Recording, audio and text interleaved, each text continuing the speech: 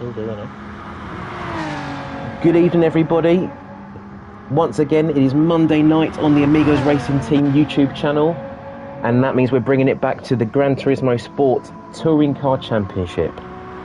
I'm your host, SuperSquid, and I'm joined once again by Chris R390 and special guest ART Langster. Chris, how are you doing, first of all? Not too bad, sir. You?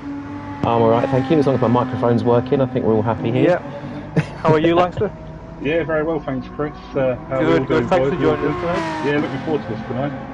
Thanks for having me. No problem. Wonderful. So, in that case, before we get the ball rolling, again, as usual, thank you to all of our partners in the series, and to our new partner. It was Dead Fast Racing, I believe, is one of our newest partners. So, thank you for joining them. You may also see on your screen here a special shout-out livery to Mr. Paul O'Neill, esteemed racing driver himself, and Mr. Tiddlywink is sporting the Diabetes UK in recognition of such a very important cause for what can be quite a debilitating condition. So, Paul, if you're watching, we're thinking of you. We hope you're doing well, sir. Right then, Chris, if you'd like to run us through the such for. Yeah, the steward's report basically from last week was we basically imposed a traction control handicap on Mad Lad on the pad, or Willie D, depending on how he wants to call himself this week, because he is essentially a faster driver than the rest of us. So to even the field out, essentially, we imposed this handicap. Unfortunately, he decided to turn the traction control off for race 1 last week, so we've had to give him a 3-place penalty for race 1. The other incident we had to investigate was an accident where Mr. Tiddlywink went in the back of Nene in race 2, but then failed to wait for him to return the place. That resulted in a 15-second penalty applied to himself. As you can tell, then we are being pretty strict on the penalty restrictions there, but of course, now we're trying to make it fair racing for everyone and fair game for those involved. So, thank you very much, Chris. I hope all the lobby's ready for you then. So, before we get going into the race, ART Langster, those of you who don't know, has sat atop the throne of ART for a very long time indeed, and is offering his insight and wealth of experience today as we joined at Kyoto. We're breaking up again. Better? There we go. Alright, sorry about that. So at Kyoto Yamagiwa, what kind of cars do you think are going to be strong tonight?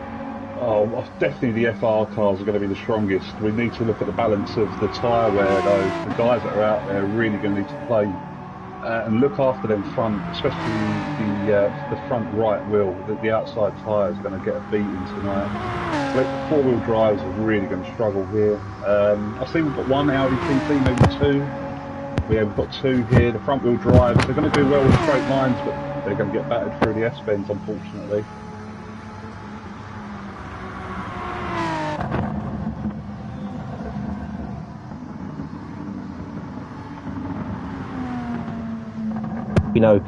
Compulsory for at least one of the 3 rounds tonight. Oh, we're breaking up again there, Squid, unfortunately. Oh, sorry about that. Let's try and manage this. Can you hear me now? Yeah, I can hear you there, mate. So, in terms of tyres, do you think it's worth going for multiple stints on the softs or 1 round or 2 on the mediums? The medium's obviously going to be probably the better tyre here, purely just for longevity.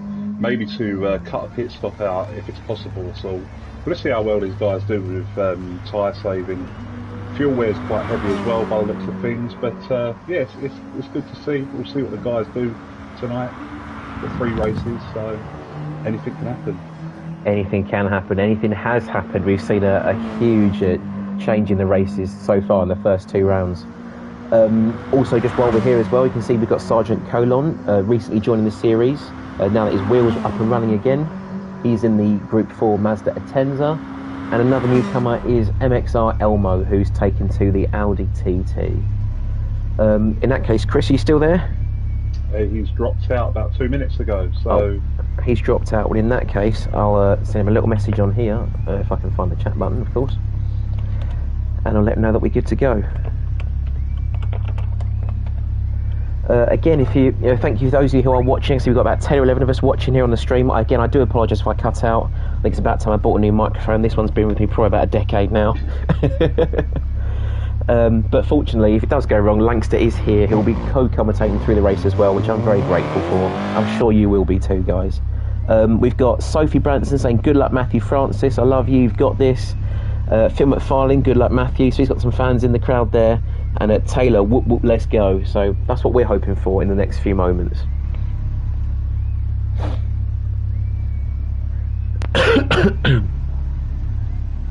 Langster, just while we're sat on the air for a moment, did you watch the Montreal Grand Prix this weekend? I did, yes. Great racing. Fantastic weekend, actually. The wet weather qualifying, and the race was quite exciting with the virtual safety cars and obviously the full safety car as well. Oh, it was a real spectacle, I must say. I would be lying if I said I wasn't disappointed for Fernando Alonso, of course, having had an exceptional qualifying and lost it on race pace. But are you surprised by that at all, or would you like to have seen him fight? To be honest, I don't think the dry weather suits the car really for the corners. Obviously the Alpine's proven to be quite strong in the straight so far this season, but Alonso being a wet master, hence why he qualified so well on Saturday. Of course, and I think also, speaking of, the Rainmeister, Lewis Hamilton himself qualified, I think it was fourth, wasn't he? Yes, he was. He had a great race. He did. I think it seems like Mercedes, maybe with a bit of help from the FIA, wink, wink, nudge, nudge. Seems like they're finally sorting out the porpoising issues. But do you think it's going to rear its head anytime soon? Well, who knows? To be honest, we've got the British Grand Prix coming up in a couple of weeks, and then I think one more after that, and then we're on to the summer break, I believe. So, but we've got to start with the race now this evening, so I'll hand over to you for the start. Fair enough, thank you very much. So I suppose now's a good chance ever to see our grid based on our championship standings from the first 3 rounds. We got Quinny on pole with Nene making it an all Mitsubishi affair on the front row, with 2 BMWs on. Finds himself in P5. Wizard doing very well there in his Audi, puts himself in P6. J-Lad Endeavour on the 4th row of the grid. Chris Charr, Matthew Francis in the WRX in P10. Colon and Elmo at the back. But we're going to try and jump on board if we can with a rear view, if I can get one on my keyboard. And my buttons aren't working now, that's great. I'm going to jump back out and jump back in. There we go. So actually we're now on board with Chris instead. It seems to be most of it making it through the first turn cleanly. But how are they going to manage these S's? And crucially, I think how these FRs are going to manage against the four-wheel drives. That's what we're looking at next. We'll see what these guys do for the S's here. It's been nice and clean so far for the start and getaway by everyone. Looks like everyone's managed to make it through the S's nice and cleanly. Yeah, I was just hoping from the review of Chris, they weren't going to see anyone sliding off in the background. Is that Matthew Francis making the move on the inside of Wizard? I think it is. Yeah, up the inside there. What did he get in? No, up the inside of J-Lad, I think, but just not enough. Maybe a little bit of understeer and ease off there through the corner, whereas the FRs be flat basically all the way around, I'd assume. Yeah, it's a difficult corner that you need a right. You either go tight or you come out wide and then come out for the late apex, which obviously Matthew Francis tends to do there. Let's see, J-Lad is trying to get past the mad lad on the pad, the artist formerly known as Willie D. We want Matthew Francis. Actually, we jump on board with him. He's currently under threat from MXI Elmo, as I hit entirely the wrong button on my console. Elmo goes for 1, maybe goes for 2. Oh, and a side swipe to boot, but he is up into P6. Bit robust for you there, Langster, or is that all right? Unfortunately, I'm having problems with camera issues at the moment, so I did not catch that. Oh, I'll jump out and then spectate back in. You might fix it. Yeah, that's exactly what I'm going to do. So our current running order as we head through the last corner is Ginny Quinney is on the medium tyres, leading by just about a second. Make that less there. We've got Tilly Wink in P2, Chris R390 in 3rd, Nene in 4th. MXI Elmo and Mad Lad on the pad side by side for 56th. It looks like Elmo's just gotten past the Mad Lad. J-Lad is in P7, Matthew Francis up into 8th, so he's not really gotten too far for the time being, but can he hold on the back of J-Lad? Colon is in 9th. Great Wizard's not had the best start there in the Audi, down in 10th. Deva in P11 and Chris Charr finds up at the back. These Lexuses aren't having the best run of things. Any particular idea why, do you think, Langster? Oh, it's a bit unusual because Lexus, I would have thought would have been quite a strong car here, but both Deva and Chris seem to be struggling at the moment. Maybe, they're on light fuel already, so see what happens. Maybe the guys are just trying to find where the optimum line is with the cars at the moment. But, well, we'll see if he's found Nene's found the optimum line here, maybe on Chris, going side by side down the hill into the S-bends. Nene slightly later on the brakes, a slight bump on the rear quarter there of Chris. but I think they've just about held it intact. It's very close racing. Elmo, though, is looking to profit on both of these guys. They're almost 3 wide heading up the hill there. Elmo's going to try and slipstream around Chris to the outside, then the inside for the next corner. Is that a double move from Elmo? Oh, it looks like it might just be. He's gone quite deep. Then he's gone for the cutback here as well. Yeah.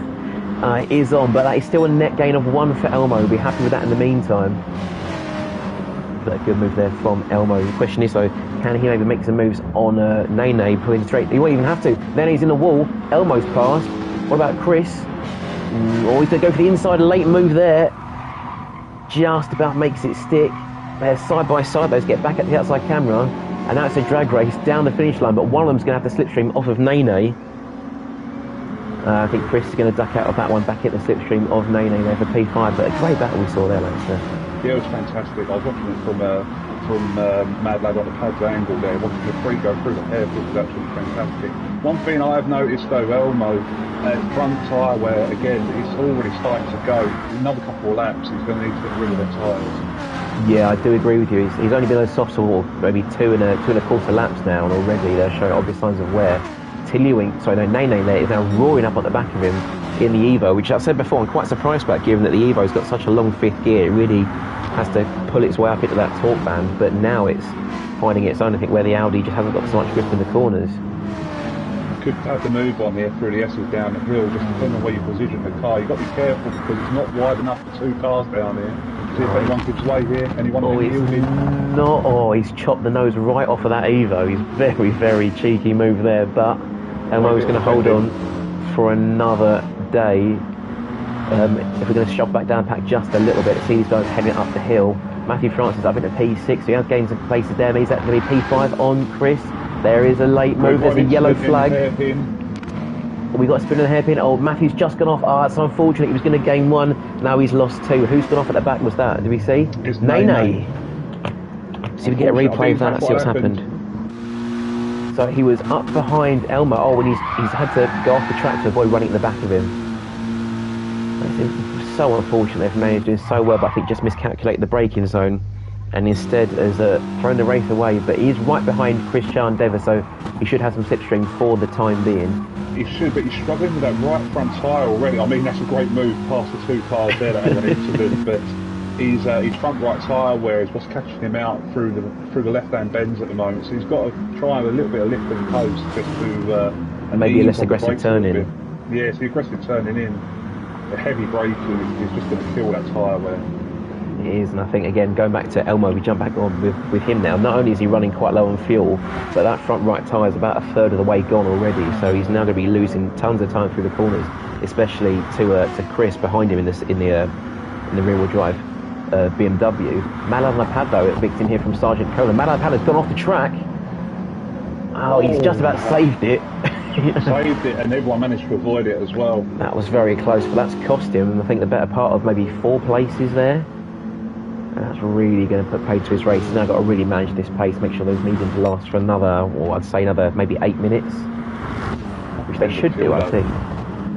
Yeah, the fuel will be quite low, but it might be worth maybe at this race for Mad Lad, maybe just top up with fuel, run the mediums in until he runs out of fuel again halfway through, and then go as hard as he can for the rest of it.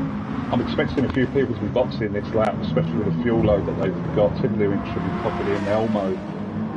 Chris, maybe. Wizard might be coming as well. He's just made that move on Matthew Francis, but it might not be for too long. J-Lad there's also going very slowly, so maybe he's trying to save and make it to the pit. Going off here, J-Lad, yeah, just caught him there heading off into the wall. Wizard's now going to be around him. I'm not sure if Matthew Francis is going to get past him either. But J-Lad, I think he's got to dive into the pits there. Tiddlywinks dived into the pits. He's got 1% fuel. Question is he going to double stint these tyres? Elmo's jumped in as well, really running it empty there. And now a huge parade of cars diving into the pits. Tindering's done very well with the medium tyres there. He's obviously going to change the tyres over, and I would go for a full tank of fuel. There's a possibility he could make it at full weight on 1 set of tyres and a full tank. We'll see what he decides to do. Yeah, I'm going to stick on board with him in the pits to see what kind of strategy he goes for. And again, this wonderful redesigned livery with the Diabetes UK emblazoned along the side. Of course, Tiddlywink representing a wonderful cause there. Tiddlywink has indeed, as you predicted, gone for a full tank of fuel, but he's kept those mediums, so I have to see how he fares on those. It's going to have to be boxing, change the tyres, definitely. Probably give it another 8 laps, I reckon. It seems that a couple of them have done the same thing. Chris has kept his mediums, Wizard's kept his mediums, Elmo's gone for a brand new set of soft tyres and he's going to try and put them to good use. We'll run on board with him as he's got that huge rear wing of the Great Wizard right up underneath him. Oh, he's just been nudged off towards the barrier, I think, there. Maybe a bit of understeer, maybe a bit of lag bubble in there, but that was an obvious move. Has just gone disappeared into smoke there, but he could have him heading down the hill. He's already closed up that half second he's lost almost immediately, and I'm going to jump back on board because I think this is a move that is, sooner rather than later. Let's have a look. He's got the fresher tyres, but no, he's going to stick it. Oh no, Wizard's gone wide. He must have scared him into a mistake. Yeah, he must have slid through. So there we go then, and we're back up into P8. There's a fight, I think, just on the bubble there with Mad Lad and Nene. It looks like Mad Lad's running slightly low on fuel. Quinny's jumped into the pits now already. Do you think Mad Lad pitting, or has he got one more lap in him, do you think? Mad Lad, I think he's going to dive in here. Oh, he surprises me. No, he's going to stay out. He's quite good on his fuel saving, the Mad Lad. Some of these others, though, really pushed it to brink. 0% fuel, 1% fuel. Oh, supposed to see on Dever's fuel, but he's put it in at the wall instead. Poor guy. Oh, no. And this is a bit of a free pit stop for everyone behind him, I think. Yep, Tiddlywink's going to go through. See, Mad Lad on the pads, he may have pulled one off here because he was obviously so far down the pads. He's now taking the lead temporarily, of course, because he's going to need to pit at the end of this lap. But he could go the entire race if he changes for just medium to go to a full tank. There's a definite possibility for this. Well, everyone else is obviously definite possibility as well. Tiddlywink taking P2 off of Quinny. The absolute overspeed he's got him through the S's is ridiculous. He's right up behind that Evo. He couldn't be any closer, if he was, hooked on with a trailer hitch. But he's right up on it. See how he does. He's going to brake earlier. He's going for that cutback you talked about earlier. Again, he's two different lines, multiple different lines through here. He's going to see if he has that overspeed momentum. He will again. Also, I think another 2 gears up on that Evo, he's going to be right back into that power band. Evo's going to defend back onto the racing line. He's going to hold off just for a moment and maybe go for a better line through the chicane. Again, really respectful driving from these two. I think Quinny's defending really, really well, but Tiddlywink's just got to be more patient, I think, and avoid burning out those tyres.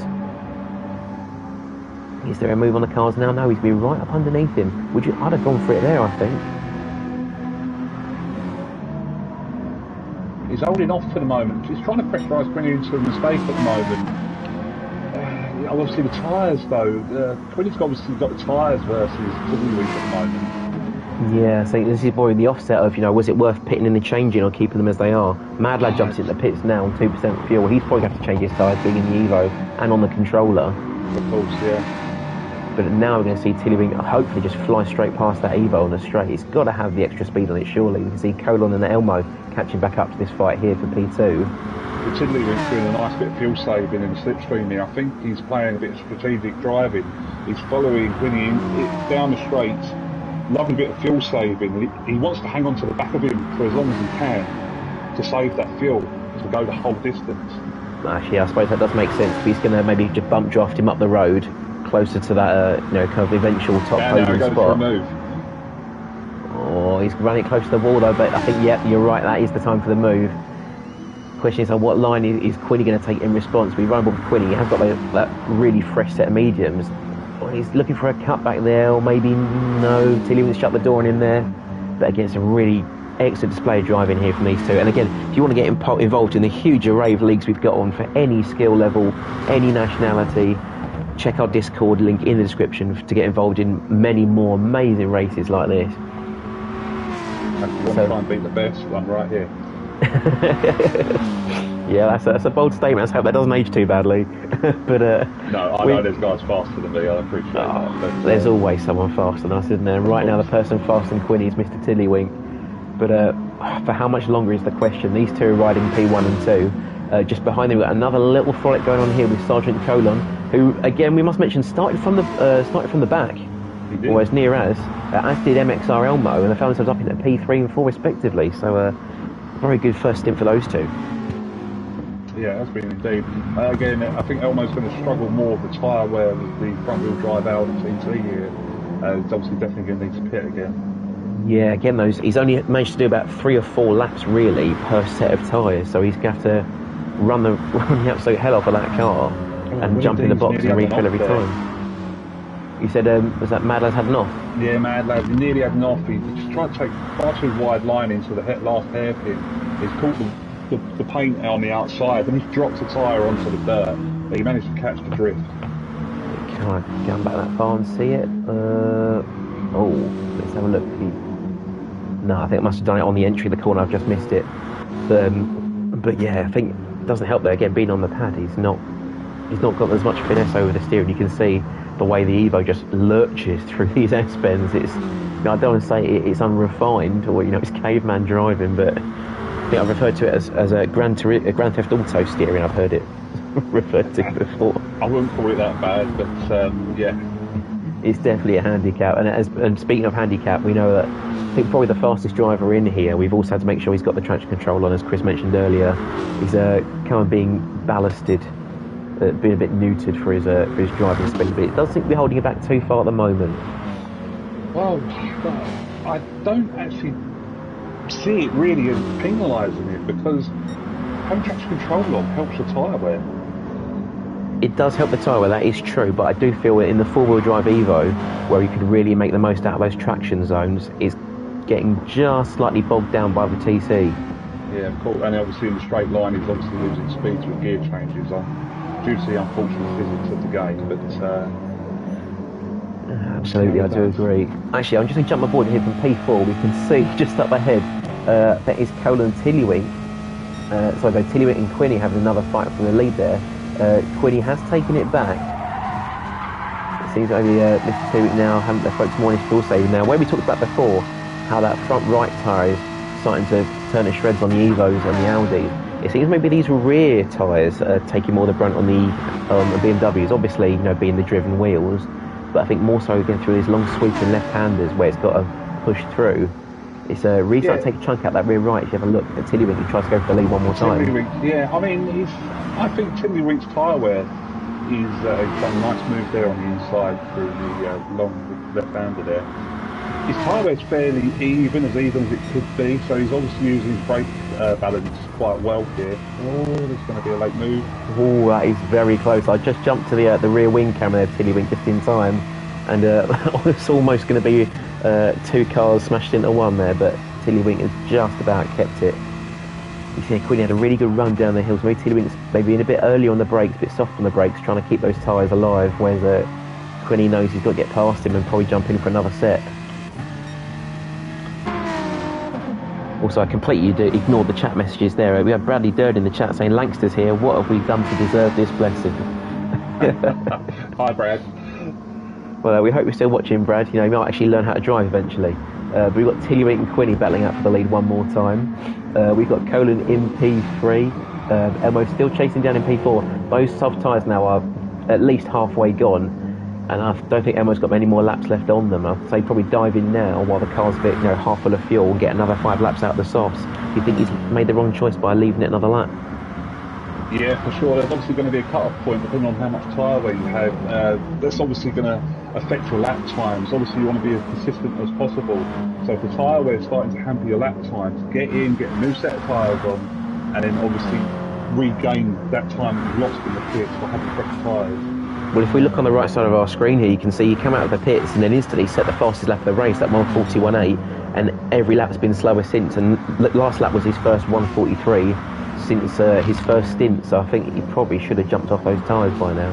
But of course, it's going to put him right back in the traffic, isn't it? Of course, not only that, he needs to go the entire distance on the next set of tyres as well. So if they're only lasting 5 laps, realistically, he needs to come in 2 laps' time just to have the best tyres possible for the last stint of the race. I mean, this is the thing, is that where the Audi is much lighter than everything else, where it's got to be because it's front wheel drive, but the tyre wear is completely negating all that agility gets through the corners, because after about 4 laps it just turns into a tank. Well, having said that, he's got the inside.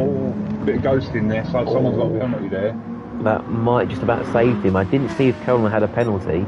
I'll jump back though and see what's happened with Elmo. We are right on board there with him.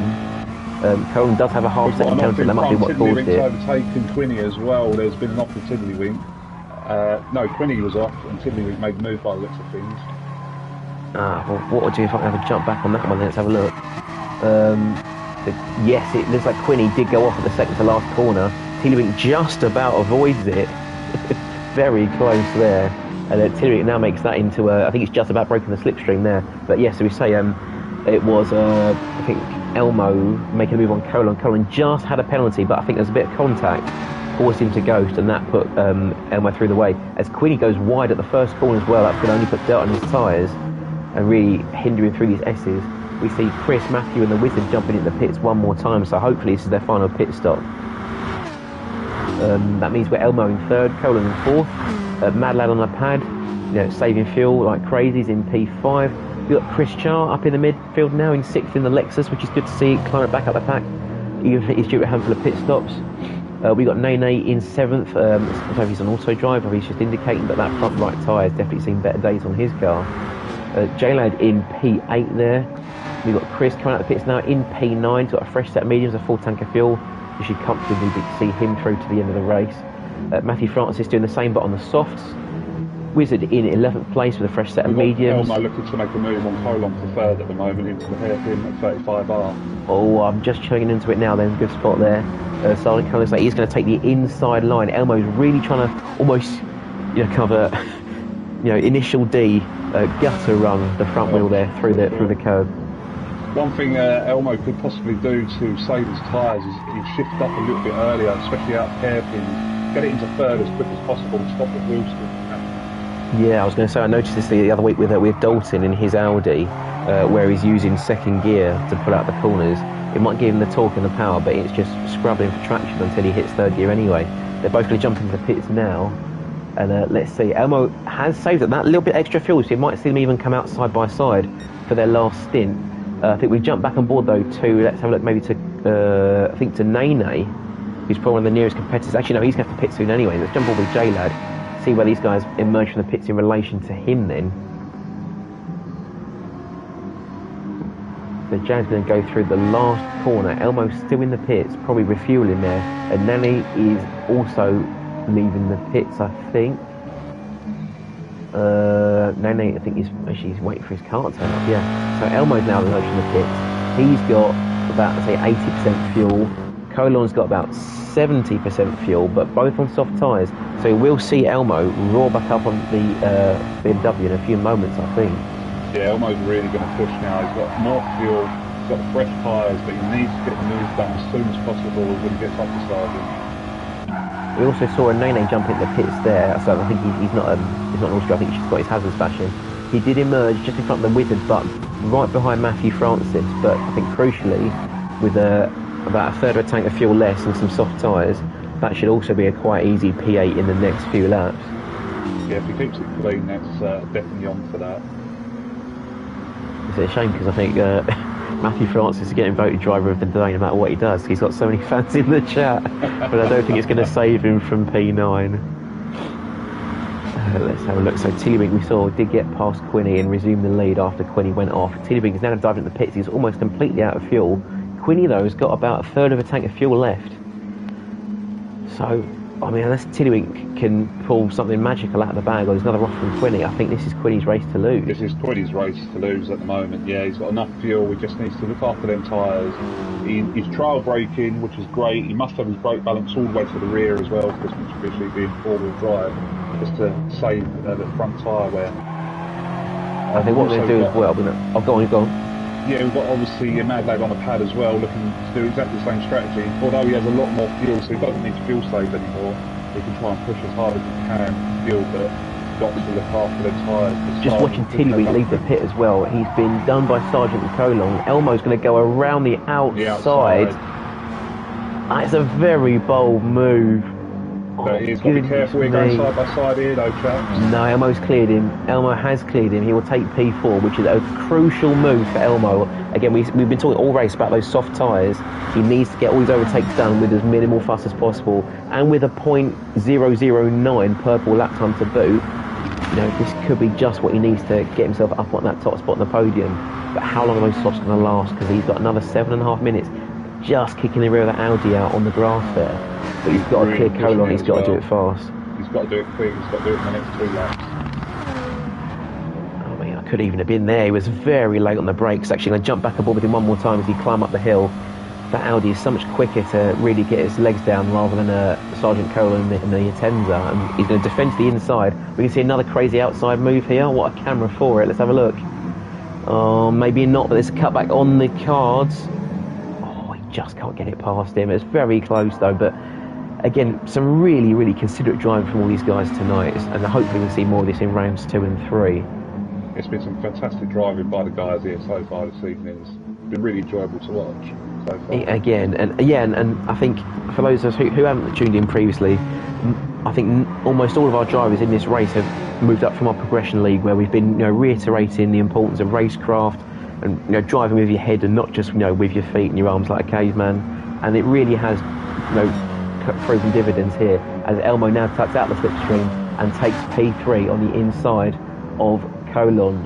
I think he's going to make that stick, but his next rival is Mad Lad on the pad. We know he's going to be a little bit stingy on the fuel. Or having said that, Colon's looking to move up the inside. But no, there's now single file through the S's. Do you think Elmo's going to catch the Mad Lad? How far we've got? It's got 6 seconds, 6.5 seconds, 6 minutes remaining. So what we're looking at here, we're looking at another 4 laps really. There's a possibility. There's Mad Lad on the pad, he's pushing them tyres. He's losing. He's just got half a second in one corner, so there's every opportunity for Elmo to get P2 here. Well, of course, but having said that, they're almost 3 wide now going down the hill, because I think Elmo's going to have to start thinking about defending more than he's attacking. For whatever reason, it seems like Sergeant Kohler and Teelering have just found another gear in their Mazdas and BMW, and now it really is starting to heat up. We jump on board with Teelering. He's got front row seats to Kohler and Elmo. These two have been battling all race long. Colin throws up the inside of Elmo, but Elmo throws a red cape in front of the bull and goes straight past until it's going to try and follow suit. Oh no, Colin shuts the door on him there. But they're side by side heading down into that right-hand kink in the second to last corner. Tillering is going to let that one go for the time being. But it looks like Colin's going just slightly wide on the grass, but no, that four-wheel drive Mazda keeps straight and true as they head towards the final turn. So if Tiddlywink plays it cool and just follows these two for another couple of laps, they're battling the hardest. He could gain 2 positions out of this if there's a mistake between the two in front of him. I think moreover as well, while Colin is on the soft tyres, they are showing quite obvious signs of wear, and he has much less fuel in the tank. So I think Tiddlywink, all he's got to do is find a good straightaway, get some traction out of the corner and put his foot down, and he should have P4 sewn up. Yeah, I mean, Tiddlywink could have easily had P3, but he's seriously overfueled, unfortunately. It would have saved a couple of 5 or 6 seconds in the pit stop with the amount of fuel that he's got on board. Oh, well, I'm a real struggler for managing my fuel as well. I'm alright during the race, but for some reason my last stint always seems to be about twice as much fuel as I need, so I know Tiddlywink's pain, very familiar. But these three might well be inseparable up to the line. We're going to check very quickly on our other drivers. We know Quinny's up in the lead by a country mile, and Mad Lad's just behind him. Elmo, Colon are third and fourth. Elmo now. Oh, Colon's going to dive up the inside. Elmo's going to shut that door in his face, though, so they're still third and fourth. Tiddlywink in fifth. 13 seconds down the road is Chris R390. He's come marooned on his own island there with Nene down in 7th place. We've got Matthew Francis just behind him as well. These guys, interestingly, both on about the same level of tyre wear, but Matthew Francis has got quite a substantial amount more fuel. I have been watching these two, Nene and Matthew Francis. Matthew's been catching, over the last few laps, he's been gaining on him. I think he's got an opportunity to catch him on the very last lap of the race. Well, we'll make sure we tune back into that one soon. If you want to keep an eye on that from Lancaster, I'll jump back when I can. The battle I want to keep an eye on, though, is this battle for third. Elmo's back up into the third place still.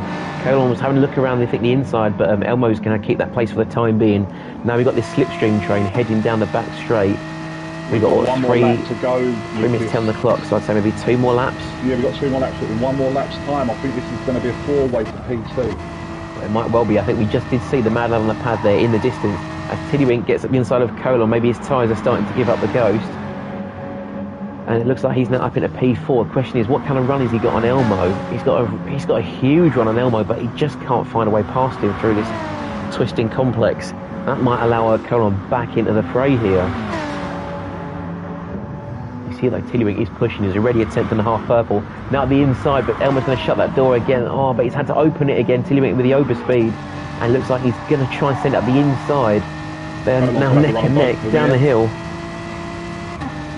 Careful going pretty late here, Jen. Oh, Colon's gone past Tiddlywink, but who's going to be the last of the late breakers? It's going to be, well, I think it's going to be Elmo, to be fair. Colon compromised his line, but it's just about kept it. He was on the grass, he's not going to like that, but he's just lifted. They're giving each other space. Hopefully not going to be too upset about that one in the voice chat, but of course the more they fight, the more they risk losing to Willie D. More than anything else. Yeah, I think it's just a bit of maybe a bit of untidy racing, but not unclean. You know, I was trying to tell my mum about my bedroom when I was a kid. It's untidy, but it's not unclean. These guys still fighting for P3 though, and down the road, Chris R390 is just out of this race. Unfortunately for him, it's not where he wanted to be because he's been very quick in BMW in practice, but the race just hasn't fallen his way. So really, I think this last lap here is going to be the ultimate fight for the podium. You see there, right at the end of the straight there, Quinny, I think, has this one sewn up, as we mentioned before. Tiddlywink is going for another drag race with Colon down the main straight. That Mazda just seems to have the legs on it, doesn't it, Langster? He does, yeah, which is unusual because I've driven in a Mazda in a manufacturer series that we did, and I hated this little Group 4 Mazda. It was so slow. Oh, sorry to interrupt you there. He's just run off of the edge of the track there. Maybe the traction is just going now. Actually, if we look at his tyres, that front right definitely has seen better days, and I think that's put paid to his race. Yeah, Tiddlywink's got the better tyres for sure.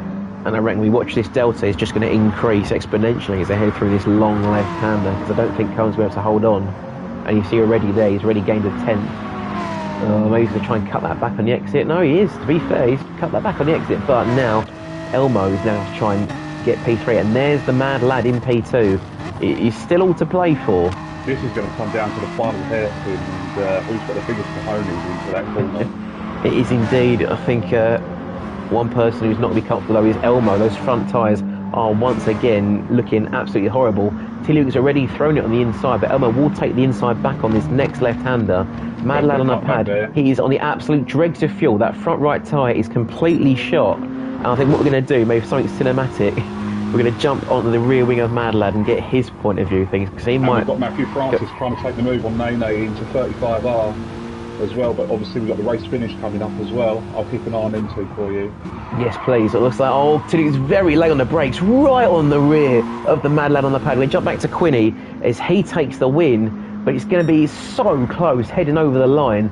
Mad Lad on the pad has got Tiddlywink right behind him. There's less than a 10th in it. They're side by side, and it looks like it's going to be Mad Lad by half a 10th over Tiddlywink for P3. Elmo in 4th, Colon in 5th. What an incredible finish that was. Mad Lad on the pad will be counting his lucky buttons, I'll tell you that. Chris R390 will take P6. Nene is just about keeping ahead of Matthew Francis, it looks like, and I think he should have the fuel to make it to the line without any hassle. They were battling hard through 35R. There was a couple of moves between both of them, and as they come through the next chicane, Nene managed to just gain the advantage over Matthew through there. Wizard will take 9th. Chris will take 10th. J-Lad should bring it home comfortably there in 11th place. And at last, but certainly not least, will be Deva in the Lexus. What incredible race we saw there. That's only round 1. You see what I've got to deal with on a weekly basis? I'm out of breath already. I know, I'm sweating up myself. I know, it's madness. So, as we say, this race 1 will then set the grid for race 2. So it's going to be interesting, I think, to see how Quinny and Mad Lad do on even footing at the front of the grid. Tiddlywink will be looking to make a real getaway as well, I think, from P3. Yeah, obviously we've got some bit of strategy to play for now as well, because the guys can obviously swap tyres, I believe, but they must stay on that tyre for the entire race. Obviously, of course, they have to stay on that compound for the race. And I'll be interested to see how Elmo does, because from the very back of the field up to P4, you know, how is he going to manage a race on medium tyres? We'll have to see that eventually tonight. Maybe not for the next race, but at some point soon. Yeah, I think he could drop a pit stop off if he runs just slowly on the mediums, but again, he done very well from the back of the pack there. It was great racing by everyone. Well, as is now customary, we're going to jump into the party chat with our competitors tonight, and I'm going to have a quick chat with Quinny, our race winner. So let's make sure everyone else is quiet for the stream. Langston, I'll be back with you in just a few moments. I'll see you in a moment.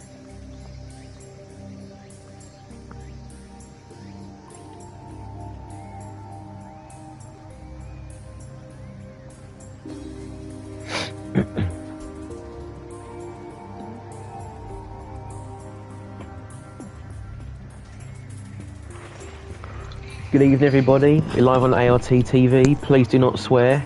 Quinny, are you mic'd up and ready? I am, mate. I'm good to go. It seemed like a pretty... Oh, I can hear some audio in the background. If someone's able to pause that for just a minute, that'd be great. There we go, mate. Thanks very much. Right, so Quinny, it seemed like a pretty convincing win for you there. You had the lead for quite a stretch of time there. I think Mad Adam Pad was bearing down you for a little while. What's going through your mind as you're managing this race? Fuel. The fuel was the killer in the end.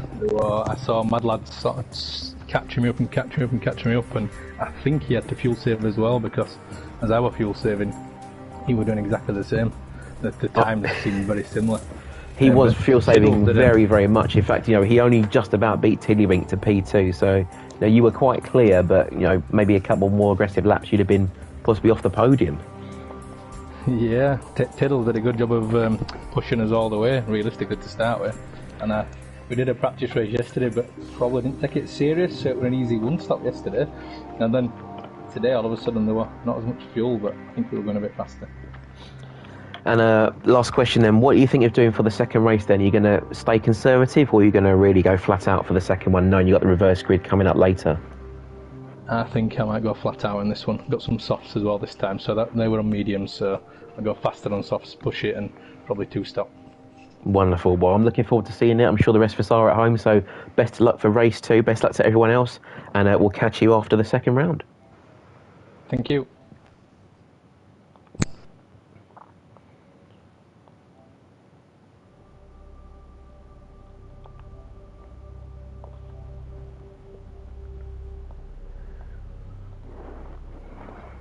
Right, are you receiving me, Langster? I am indeed. Yep, I've seen a comment on our stream from Langster Racing, no idea who that could be. Our commentary, so let's have some more of that. So let's let know we're ready for round 2. So Quinny there, if you weren't able to hear that one, saying that he was quite happy with that race, managing the strategy very well, but he's looking to go quite aggressive, given that we've got the reverse grid next, so he's going to start on the softs.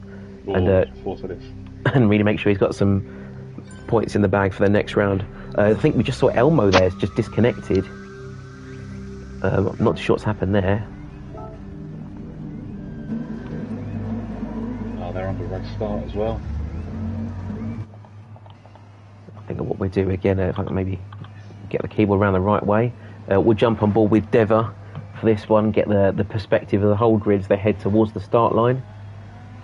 So we can't even see our 5 red lights from back here. Here we go. 3, 4, 5 red lights. He's got the handbrake on, and it is green and go. A great start there from Deva, actually. That Audi TT from the Wizards really bogged down. Deva off like lightning on those soft tyres. I really hope he gets a good run through turn 1. Come on, Deva.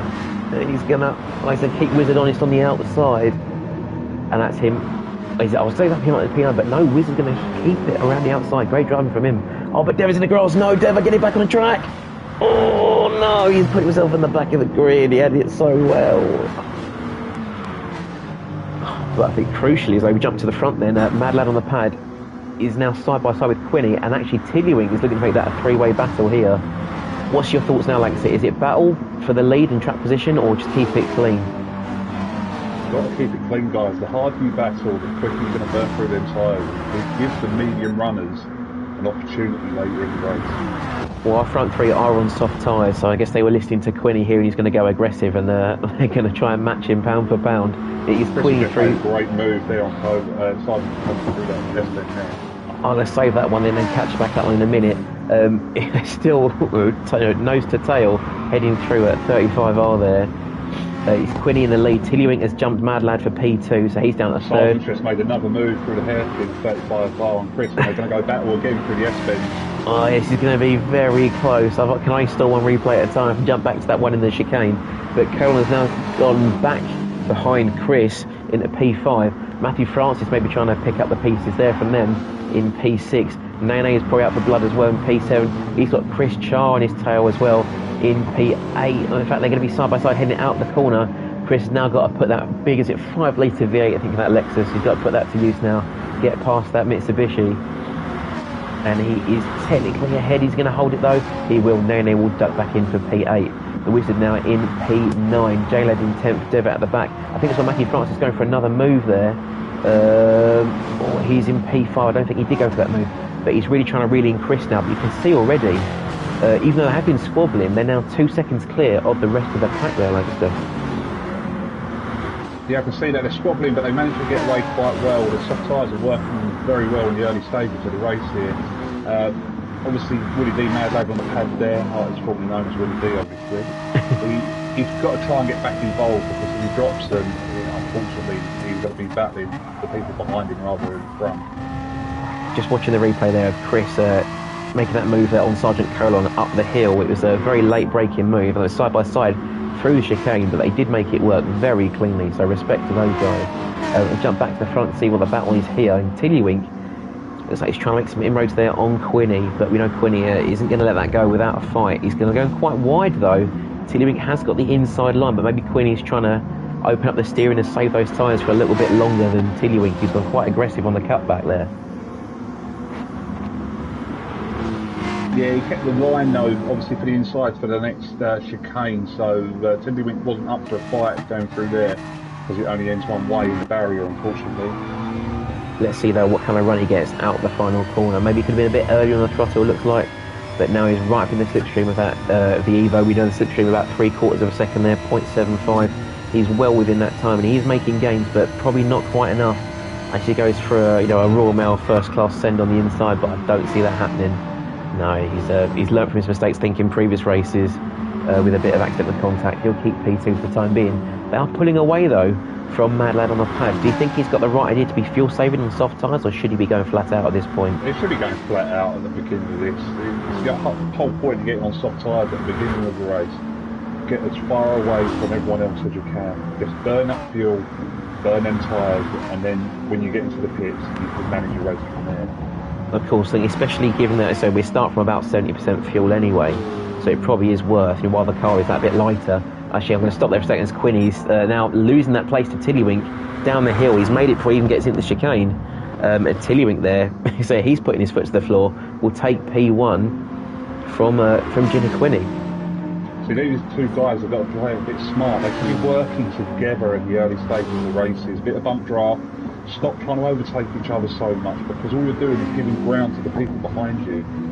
Of course, it's great for the cameras, but definitely not for race pace. And we see there, I think as a result, Mad Lad Pad had lost about, maybe he was about 2 seconds down, 2.2 seconds, brought that back into about 1.7 seconds just through that hairpin. So they've really got to either think about working together or just clear him as fast as they can. He's now back to 1.6 seconds, so his battling really isn't doing him any favours.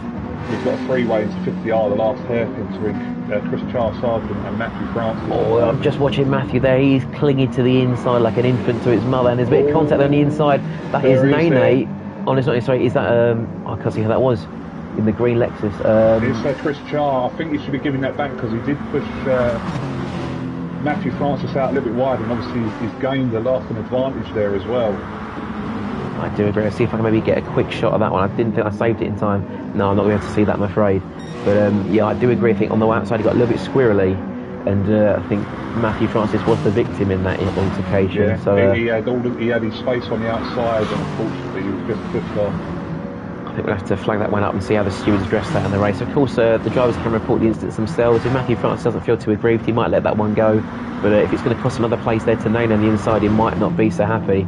He's off that very wide line around the outside. That might allow the Wizard up the inside. But no, not quite. And actually, they're going to be side by side almost now. Another wonderful Evo versus WRX battle here down in the chicane. Francis will dive to the inside. He's just a bit earlier on the brakes, I think, and now Wizard's thinking about going on the outside. Quinny's going for the move from 35 on to the wing. Oh, I can see that just jumped to it. Yeah, thanks for letting me know. He's now on the inside there. He will resume P1, but I think again this battling, they've got to measure where they're going to have these battles. They have, however, gained 2.5 seconds there. It's now 4.7 to Chris, who's gotten past Mad Lad on the pad, who I think we said before was fuel saving. Chris, meanwhile, is on the bottom of his fuel tank there. Yeah, you can see clearly Mad on the pad must have about, let me guess, 15% fuel in the tank there. So he's got enough for at least one more lap, maybe two. We saw him run earlier, another lap on red level fuel. So he might just go for one more. We've got enough fuel to go for one more. Surely not. I do not think so. I think he's made a huge mistake here. Chris is he's out of fuel. In fact, he's just run out of fuel. He's going to do a whole lap on zero fuel. This has really killed his second race.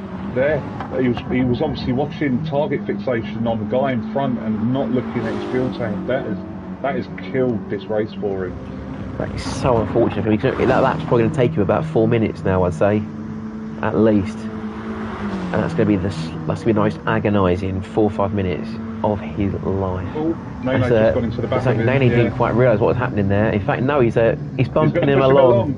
Oh, Nene, you don't have to do that, but good on you, That is a sportsmanship. I don't know what it is, but sportsmanship, yeah. Nene, if I could award you 50 points right now, I would. It's not necessary, but that is what Amigos racing team is all about. Now, we don't necessarily say you've got to sacrifice your own race for the greater good, but you know, I don't think you'd find this in many other leagues. So, Nene, we commend you.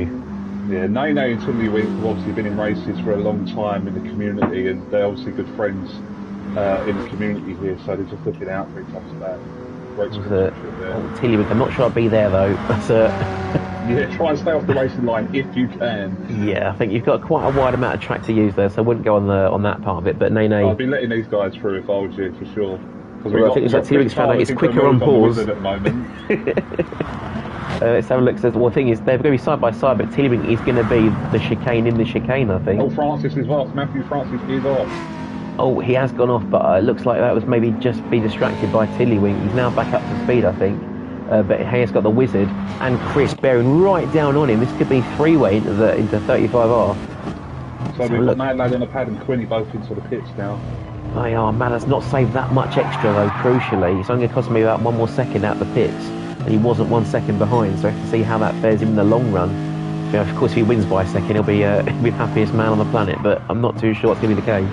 Nene's in as well. Sergeant's coming in. Beaver's coming in. So I think what we'd do, we'll stick on board there with Chris Chan and see how he does, because this is probably where these guys start to leave the pits, and Chris has already made his stop. Yeah, Chris is going to go with a massive advantage coming out the pits here. Looks like Mad Lad's probably just about leaving it. So he keeps P2, Quinny keeps P1. Wow. Chris will stay third for the time being. What about these guys who pit just up the road, like Colon? He's still in the pits. He's been in there ages. I don't know why you fill a full tank for soft tyres. That's really going to ruin your race. Yeah, it's going to ruin the tyres. In fact, he's just changed tyres. He's now going to get a penalty. He is. Was he on the mediums beforehand? He pitted on the softs. He was. So if he pitted on softs, he's come out on softs. No, he entered on softs, he's come out on mediums. Who was that? Sergeant Colum. Oh, okay, yeah. So that may well be a penalty for him then for tyre infringements.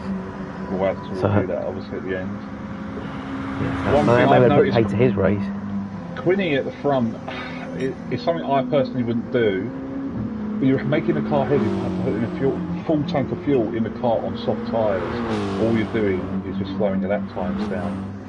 Of course. If you're just going to race on softs, just refuel the amount you need for the laps you want the tyres to last for. Of course, yeah. I mean, it's hard because it's probably going to maybe gain you maybe 1.5 seconds in terms of the little time it takes to clip and unclip the fuel. But for 1.5 seconds across what's a stint of maybe 5 or 6 laps, it's probably best just to fill up the car for how much you need, as you suggested there. If we look, Willie D is refueled slightly less, so you have slightly less tyre wear to worry about. But again, if he's on the pad compared to the wheel, that probably negates itself anyway. We've got to move with Matthew Francis and the Great Wizard and Chris Francis just lost 2 places, I think, there. And they're still 3 wide down the straight. This is going to be a fantastic shot here. You can get maybe a more cinematic angle. Matthew Francis going to duck into the slipstream, knowing that Subaru's not quite got the grunt in the straight line. Still on the inside of the Great Wizard, though. And he just gets it stopped before running at the back of Chris Char. He's going to run the Wizard a bit wide, but the Wizard looks like he's got something up his sleeve and ducked to the inside. Takes P6 back off of Matthew Francis, and more to the point, a great run out of that S-bend. could put him up at P4 by the time they get to the long left-hander there. Yeah, you've got to be very careful defending or attacking in turn 1 at this corner, because it's a tight apex as you come out of it. So all that advantage you have at the beginning of the corner, you lose because you come out too wide. And he's going to go up the inside there of Chris Char. Chris Char going for more momentum around the outside. Wizard with the lighter Audi trying to keep to the inside. Side by side down the hill. What about this chicane? Matthew Francis getting involved one more time, but early on the brakes. I think Chris just that much. There, about 3 of them. Of course, I think Chris just that bit later and braver on the brakes there, forcing Wizard to slow down. And see if you can maybe get a quick shot of what happened at exit on that corner there. So look, we're watching with the Wizard as he tries to get inside on Chris and Matthew Francis. He just about does. They're literally 3 wide through the corner, and Wizard takes both of them, but Chris with the momentum just flies around the outside of him again. But we've got incredible Sargent and racing. J-Lad going against each other, coming up to the final chicane, heading into the final hairpin. Let's see how Colin does. Again, we seem to have seen that the Atenza just seems to have a bit more punch out the corners, a bit more drive down the straights. I suppose, you know, in the words of the rocket, it's about drive, it's about power. But how much can he put down as he gets out the last corner? You see the Colin, and again, another wonderful drag race down the straight here between Colin and J-Lad. Colin's going to duck it in the slipstream, maybe that couple extra miles per hour more, and tuck out for the move. Let's have a look. Got to be careful going for the inside line here, because you can lose it. Of course, that Colin did compromise the move on the entry, but will he have the chance on the exit? Well, they are side by side. This is even more risky place to do it. There's a little bit of a door bang there, but Colin will sneak his way through into P7. Matthew Francis 8.2 up the road.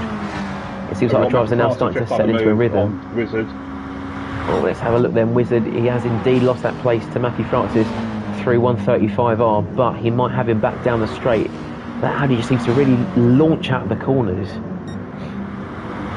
But is there a move on here? No, not quite. He's had to be early on the brakes there to avoid running the back of the Subaru.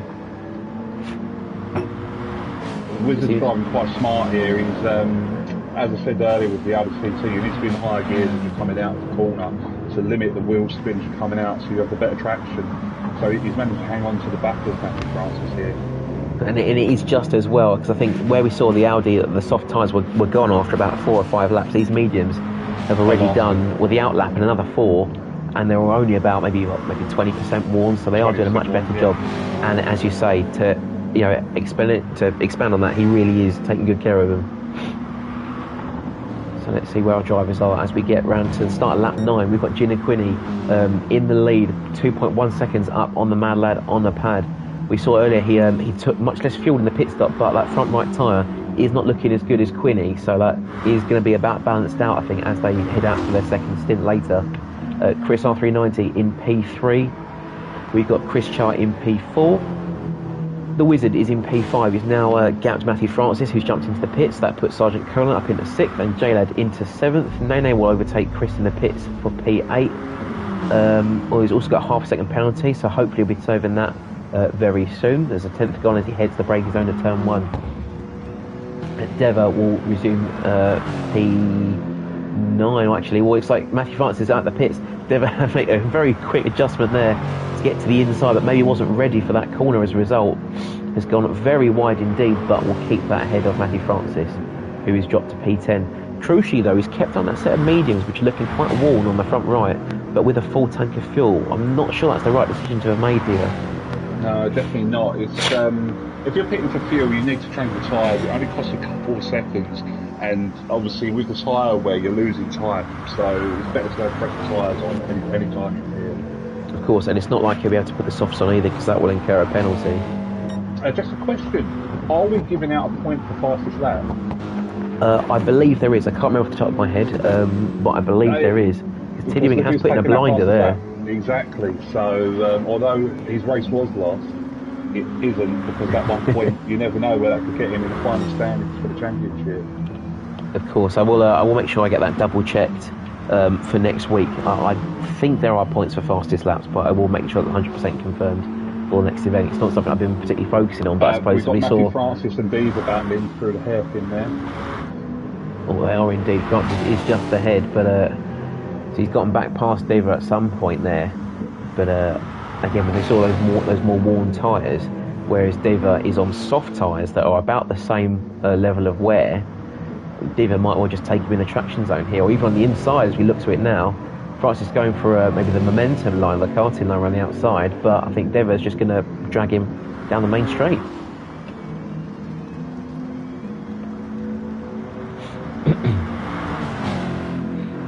So also something to note as well, Mad on the Pad has brought that gap down to Quinny. It's now just to 1.6 seconds, so he is within touching distance. No, so we don't have the AWS striking distance to tell us how incredibly wrong he would be. Yeah, so 3 laps time, difficulty level 50%. No, it's Mad Lag on the Pad, his tyre wear is very heavy compared to Quinny, unfortunately, at the moment. So although he is catching him, I don't think he's going to have the tyres to make the move. I think, as we mentioned before, that might well be due to them just over-fueling their car, as opposed to fueling adequately for the tyres that they're on. If he was on the medium tyres, probably would have been fine, but for these soft tyres, he's just adding ballast to the car that he doesn't need, especially with the traction control handicap. I think we can see that as well, with it kicking in as he heads down the straightaway. It's just a little flicker of it as he puts his power down. He probably could have gained another 2 or 3 tenths down the straight there, but only managed to pull out another 1. And this is where you're going to lose more time as that front right tyre just screams and compresses through that long left-hander of turn 1. Yeah, you'd have thought it would have an opposite effect with the traction control, obviously, hence what it actually is doing for the car, but it does affect the pull away in all gears, unfortunately, due to the physics of the sim tyre. I think we got a little interesting catch-up going on here now in P3. Chris R390 seems to be having to save just a little bit now to make sure he can make it into the last stint on the soft tyres. Well, actually, having said that, I think he pitted, but maybe he didn't change the tyres, so they're looking quite worn already. And he has got Chris Charr behind him, but even on even more worn tyres, even less fuel, as he goes very wide there, almost on the grass, in fact, through 135. Yeah, he's got to look after that front right tyre because he's losing so much grip now. Because we saw him battling earlier with the Wizard and Sergeant Colon, and I think maybe this is now where he's finding those repercussions there. I think he's actually had a bit of a lock up there, gone sideways almost through that start of the chicane. So really, these Group 4 cars as well, you've got to really be careful that you brake in a straight line, you're not braking in a blind steering lock, because they'll just shred through those front tyres. It's horrible driving these sometimes. But Diva's just pitted the full tank of fuel and fresh load of softs. He's got Tiddlywink 4 seconds ahead of him, who is going to need to box again. But that is also, I think, due to Tiddlywink just having to drive, the absolute hell off of that car. Of course. I've just jumped to Nene, and for once I've actually seen the fuel map here. It looks like Nene's driving in Mixture 2, which I'm not too sure if anyone else has really played with the fuel map, because I know we see a lot of people short shifting here. We don't get much insight on the fuel maps and the fuel density that they're using here. But do you think he should be using Mix 2, where he's got half a tank of fuel and a fairly nice set of mediums, or should he just go for it? You should just go for it. Fuel map 1, if you want to stay fuel, just short shift, lift and post. It's a much more easier way. Oh, he gets sideways out of there. It's a very we've got the Wizard boxed in for a fresh set of tyres. Impressive slide there. Let's get a little action shot of that one more time. Wonderful drift there in the Evo. So Wizard's pitting, J-Lad's pitting. Now you see the Wizard already got about 37% fuel, so he hasn't got to throw that much more in the Audi to get himself back out. And you see there, he's only put about double the tank, I think. Well, no, he actually boxed with only 3%. So when you caught him, it would have been at 3% when you moved cameras on him. Of course, so I see. He was empty, yeah. Okay, so I see that he's not quite fully fueled the car. This should see him to the end of the race, and again, those medium tyres on the Audi should do a fairly decent job of it. Yeah, for sure. Again, we've got guys putting in for a full tank of fuel. I think there needs to be some work and strategies with these guys. Obviously, I know they're confident progression, but there's always help on hand at ART where we need roughly one-on-one tuition, especially with the strategies. We've got the Wizard looking for a move on Nene coming down to the chicane down the hill. Oh, he is looking very racy indeed. This is the thing, is that Audi is so much quicker through the corners, and again on that fresh set of medium tyres. I think there's the move. Or having said that, he's probably been scared into avoiding Nene's crash and taking the racing measures himself. He was giving too much room for Nene there. Really, he should have just gone for the move. Let's maybe get another look at that one and see what's happened. So Nene brakes, misses the entry, goes off. I think maybe Wiz is just too scared of him coming back on the track unsafe, and throws himself onto the grass instead. It looks like we've got the top 4 out of the top 5 drivers are in the pits at the moment. Mad Lad Willie D just come out. Pitting on an incredibly interesting percentage of fuel there. Chris Arthur is still filling up, as is Cola and Chris Char. Where is Nene, and where are Wizard and Emerging Noise? Because Wizard, we've seen he's got some incredible pace already. They're exiting the last corner, but then I think the guys in the pits are definitely going to be out in front of them. Chris is going to jump them out of the pits. He'll be safe, no problem at all. Chris Char might well be safe, but where is Colon going to Emerging Noise fight? He's leaving the pits now, and I think into the first corner. Is Nene going to get him around the outside? Yes, he will. But what about Wizard? He doesn't want to be held up. He's got to make this move. He's got to make it move quick. It looks like Sancho's going to go at the inside of Nene with those worn tyres. It looks like that might be side by side through the S-bends. They're almost level there. Colin will take this place. Wizard, I think, actually out of that fight, has now got a really good run through the S-bends now. And there could be 1, maybe 2 moves on here, depending on how they line this corner up. Let's ride on board with the Great Wizard. So maybe he's just urging Nene into a mistake there. He's using 4th gear, as like I mentioned before, using the high gears to reduce the wheel spin, but he's having to really feather that throttle to avoid collision with Nene. That's cost him a run down the hill. So unless he's going to be really bold on the brakes, I think he's going to have to stay P7 for the time being. Where we need to watch now as well is where Quinny comes out of the pits. Nene's off again. Nene's straight line the chicane. I think he's got to give some time back there now, I think. He should pick up a penalty anyway that he's got to drop off. So and he has indeed, yep, he's let that one go. So fair play to Nene there. Of course, the straight line chicane. Just come out of the pits. Is easily going to have 3 or 4 seconds ahead of Mad Lad on the pad here into turn 1. Yeah, as in Mad Lad crosses the line, that puts him, let's see, 6.5 seconds, it looks like, down on Gina Quinny. And Quinny, as we saw earlier, we said to him earlier, he's going to go full 100% aggression for this race, and that definitely be paying out for him as well. 6 seconds up on his nearest rival. Madder has got that bit more fuel in his car than Quinny, but if he can't put it to use in the next 6 minutes... Quinny's got an extra lap of the tyres, so he can afford to use his fuel and tyres. So these two are kind of having their own Sunday drive up here in P1 and 2. As is Chris in P3, so much better second race for him, it looks like. Chris Chart in 4th, he's got 4 seconds either side of him to Colon. He's got about 3 seconds either side of him as well in P5. Down to Wizard in P6, who got past Nene earlier following an excursion into the grass.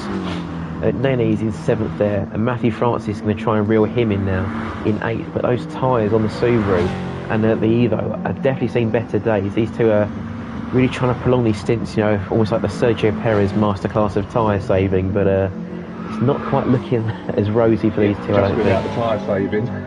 Yeah, it's a Sergio Perez masterclass of endurance driving on the same set, I'd say. But Francis is seemingly gaining here on Nene, so maybe those tyres on Nene's car just aren't holding up quite as well. And if we check the fuel one more time, he's got a tiny bit more fuel as well. Yeah, he's obviously struggling with that front right tyre wear, but what he needs to do is lift off, brake that little bit earlier, not brake so hard, because that's what's killing his line. He's getting a lot of understeer with that as well. Yeah, throwing all the weight immediately on those front tyres, they've got no chance to prepare. Exactly, so you've got to try and balance the weight of the car out, and that's where he's losing a lot of time, especially in the heavy braking zones. Well, yeah, you see there already, as soon as he slams on the brakes there for that right hand of the car, front of the car squatting, almost bottoming out there as he heads through that left-hander bit. A bit gentler there, I think, into the last corner. He's got to be really careful just to manage that tyre for another, well, let's say maybe 3 more laps, I think it might well be at this rate. Yeah, you can do it. Upshifting early as well would just help the tyres on exit as well with the loss of traction. Of course, yeah, just a short shift, just minimise the wheel spin. It's likely rolling in as he rolls wide through turn 1 there. That's not going to do him any favours at all. I think this is the part of the race where it seems like all the battles seem to have evaporated, unfortunately. Everyone's found their gap and they're sticking to it. Yeah, so there's quite an even spread between a lot of the drivers now. Matthew Francis obviously got very high tyre wear at the moment, so I can't see him catching Nene unless... Well, he's got another penalty to burn off at the moment, so we'll see what happens with that. He does, and he's, I think, very early on the brakes there, because he's run actually very wide, I think, through that corner. I saw at the corner of my eye. He was trying to He's gained about a penalty off, but it second. didn't work. Yeah, he was trying to burn the penalty off, but in completely the wrong place. He was trying to do it in the corner, but you're never going to lose the penalty in the corner. No, it's got to be on the straightaways, it looks like. I think you say Matthew Francis is braking earlier. Nene's there almost off once again, where he scared the wizard. And I think now Matthew Francis is going to try and make some inroads on him up the hill. He's already eked out a second just through that chicane alone. This could be a move on. He's going to go for a late lunge. No, maybe not. He's better than that. You've not seen that kind of driving from him before. I think it's just a matter of time now. He knows he's got about 2 laps left in the bag. He's just got to play it sensible. Yeah, he's got to reel him in. You can see that Nene's making mistakes into the same corners. He's got to pounce on the mistakes. I think this is where he's got to go back to his progression league training. You know, he's focused on the consistency, focusing on his lines and not being distracted by what's in front of him. Of course, we saw that really killed Tiddlywink's race there, having focused on the car in front so intently, he didn't realise he had no fuel left. It looks like him and Cleveland might have a little battle on the last lap though. He's only 2.6 seconds behind Mr. Tiddlywink here of Deva, so this could be an interesting end of the road for them too. We'll definitely check back in on them then in a moment. It looks like Matthew Francis though is starting to reel Nene in. As I say that actually, he was only about half a second down on him heading into the first corner, lost another 2 tenths or so on the way out, but now he's really got to put his foot down through the S's. I think he could probably do the cut and a little bit more of those curbs as well. He's sticking very rigidly to the tarmac, but there is some more time to be gained if he's a little bit more liberal with the track limits, shall we say. Deva's actually just let Mr. Tiddlywink through, obviously probably just out of courtesy. No idea what happened there. I was expecting them to battle through to the end of the race, but obviously he's just let Mr. Tiddlywink through and finish line. I think what I've learned from Deva is that he's very much a lover, not a fighter, and I think he'd rather enjoy the love of sim racing than fight with people and ruin someone's night. On Nene here. That is the move, it looks like. He's very soft to chicane one more time, and that should see Matthew clearly fly past there into P7. So we get another look at that one without me yakking over the top. So you're Nene braking very early, I think, to burn off that penalty, but he just hasn't got the grip to make the chicane. So even with the early braking, he couldn't get it stopped, and Francis just flies around the outside. It's making me wonder if he's actually got his brake balance to the rear or not, because the rear tyres look very, very good compared to the front. They do, and to be fair, Matthew Francis I think has better tyres than Nene, so I'm not too sure what the issue is there in the Mitsubishi. But Nene's actually catching him back up now through the last corner. Yeah, so Matthew Francis has looked after his tyres the last couple laps because his tyres were worse off compared to Nene, but now he's a little bit better off. Well, no, I'd say Nene's tyres are definitely better than Matthew's. They've got just a little bit more wear on the front. Only just, yeah. But maybe the Subaru just seems to be a better car on worn tyres. But Nene's going to go for a brave move around the outside anyway of turn 1, really testing that right side tyres. As well on his last lap because he doesn't have enough to last him entire lap, so he's going to have to do a little bit of fuel saving. Well, not enough if he goes flat out, that's the issue. If he fuel saves, he will make it, because that flashing red is only 10%, doesn't necessarily mean 1 lap. But we see Nene has that tiny bit more tyre wear, that tiny drop more fuel in the tank. So this could be where the fight really ends in this last lap. Again, a little bit earlier on the brakes there, maybe just saving the fuel, saving the tyre life a little bit more. He's really trying to run the inside of that curb and maximise the exit there. Got to be careful not to grab a penalty there for track limits. I think we just see there Quinny starting his last lap. Nene is very late in the brakes. They're both trying to take that inside line, but Matthew defends it very well indeed. Matthew could get a penalty here. Looks like Quinny will take the win as Mad Underpants the first to finish outside the time limit. Nene ran the outside of Matthew Francis. Fantastic move there from the Mitsubishi. Francis ascending on the inside of what? Oh my goodness me, that's a bold lunge. Sorry, Lex, I didn't mean to cut you off there. That really took me by surprise. Nene and Francis are now going side by side one more time. Nene will keep P7 for the time being. But there's a chance for one more mistake here. Nene's got almost nothing left on that front right tyre. Neither has Matthew Francis. But I think this is out of fuel. He's out of fuel. Oh no! And there's J-Lad in the background. Oh, J-Lad could catch up here. Could get this position. Mr. Tiddlywink possibility as well. Oh, I think Tiddlywink would be about 20 seconds back. I don't think that's going to happen. But Matthew Francis is going to lose at P9 there, right before the line as well. So unfortunate. We see we get one more look though at I think it was J-Lad's move. Sorry, Nene's move on the up the hill. Let's have a look on board with him one more time. Clean around the outside there of Matthew Francis heading out to chicane. So the one time he hooks it up, it did count after all. Nene takes P7, J-Lad in 8th. Matthew Francis trundling over the line there in 9th. Tiddlywink will just about make it home in 10th, which leaves just our race winner coming our up. race winner, Gina Quinney. Again, another very convincing performance from him. And maybe the stewards need to discuss a redistribution of power here, as Quinney seems to have most of the race to himself. Round 2 goes to Quinney. Yeah, another surprising race there with the four-wheel drive cars. We were discussing earlier on, but obviously before the race, with the notebook, that we thought the four-wheel drive cars were really struggling here, but the Amigos have done very, very well. The guys, Mad Lad on the pad and Quinney, done very well there. Congratulations to our top 3 drivers as well. Well, we've already had a quick chat with Quinney for a winning race 1. Who do you think we ought to have a little interrogation of for round 2? Who do you think's got something important or something interesting to contribute for round 2? I want to find out what Matthew thought of that incident into the last hairpin with Chris. Yes, with Chris. Just see what his thoughts were on that. And Mr. Tiddlywink as well. You've got to ask him what happened with the fuel. What happened? Did he get target fixation?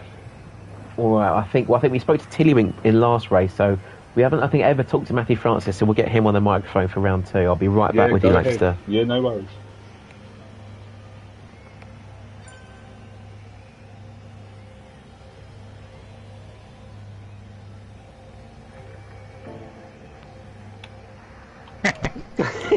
Good evening all, you're live on ART TV, please keep it clean. I should have asked you to mute earlier. Matthew Francis, if I could get a quick word with you please. Hello. Firstly, you seem to have the most fans out of anyone that's ever raced on Amigos Racing Team's YouTube channel, so that seems to be a privilege in itself. I don't know why. Well, I can only be glad that you've shared it with all your friends and family. We're very glad to have them part of the community too. We wanted to ask firstly, it was a very close race you fought there with Nene, and ultimately ending up, if I check the results again, ending up P9. You ran out of fuel right at the end. How's that feeling right at the end of the race? Quite gutting. I knew we should have refueled on the pit stops, but I took a gamble and I just changed tyres, and unfortunately it didn't pay off. The cookie does seem to crumble that way sometimes. It's very unfortunate. What also was a little unfortunate, and Lancaster wanted to ask you about this, he's not in the party at the moment, was about an incident where you, I think, with the Great Wizard and Chris Charr coming out the hairpin, and it seemed that Chris Charr might give you a slight nudge off onto the track. Is anything in that, do you think? A racing incident, or has that kind of ticked you off a little bit?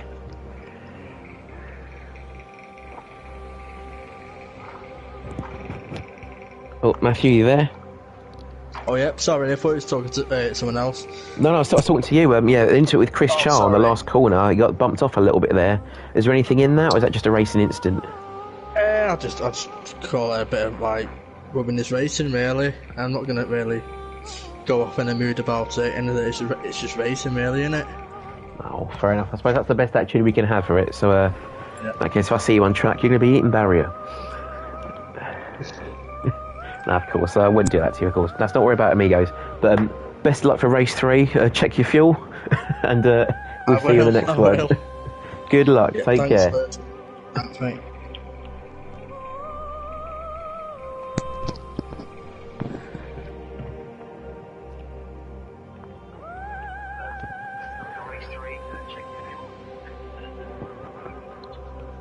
Alright, Lancaster, we're back. Hello. Do you mind if you mute the thing in the background very quickly, because I can hear myself, and I don't know if they like hearing me, but I certainly hate hearing myself. Let's make sure we're good to go. So speaking to Matthew there, he said there was nothing in it. He's happy with a bit of rubbing and racing, and he's not going to look at that any further. As a steward yourself, do you think there's anything in that, or are you happy to let it go if he is? Obviously, I'm obviously the last port of call with the stewarding, so I'd obviously ask the host, Chris, obviously to look at it, and the other 2 stewards as well. There may be nothing in it, but the way I see it, Matthew did lose 2 positions out of that, so who knows?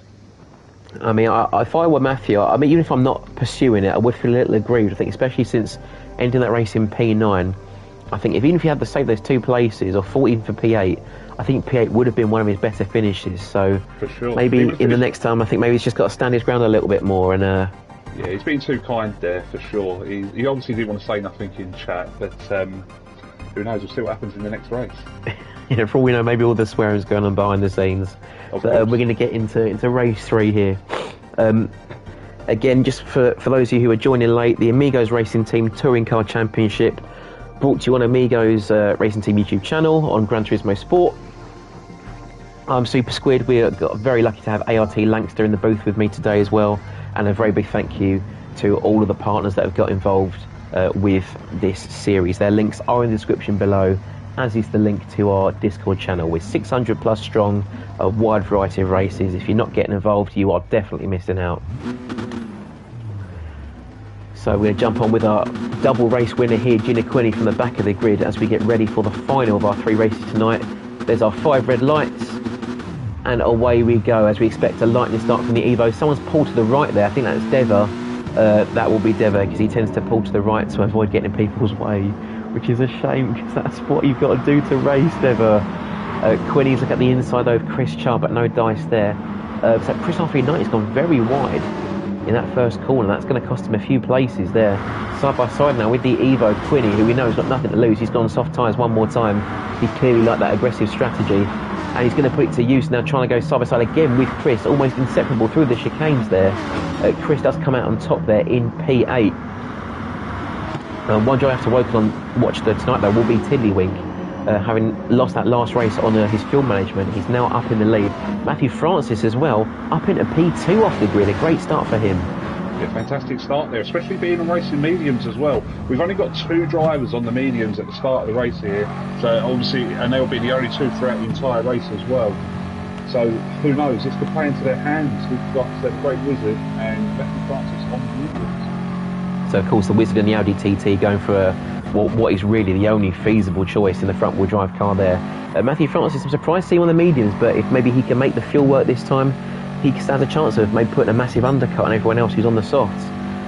He's doing pretty well for the time being though, leading J-Lad in P3, Nene in 4th, Sergeant Conan in 5th. We've had something happen to Quinney at the back. He's lost 6 seconds on Mad Lad on the pad, so we've missed something.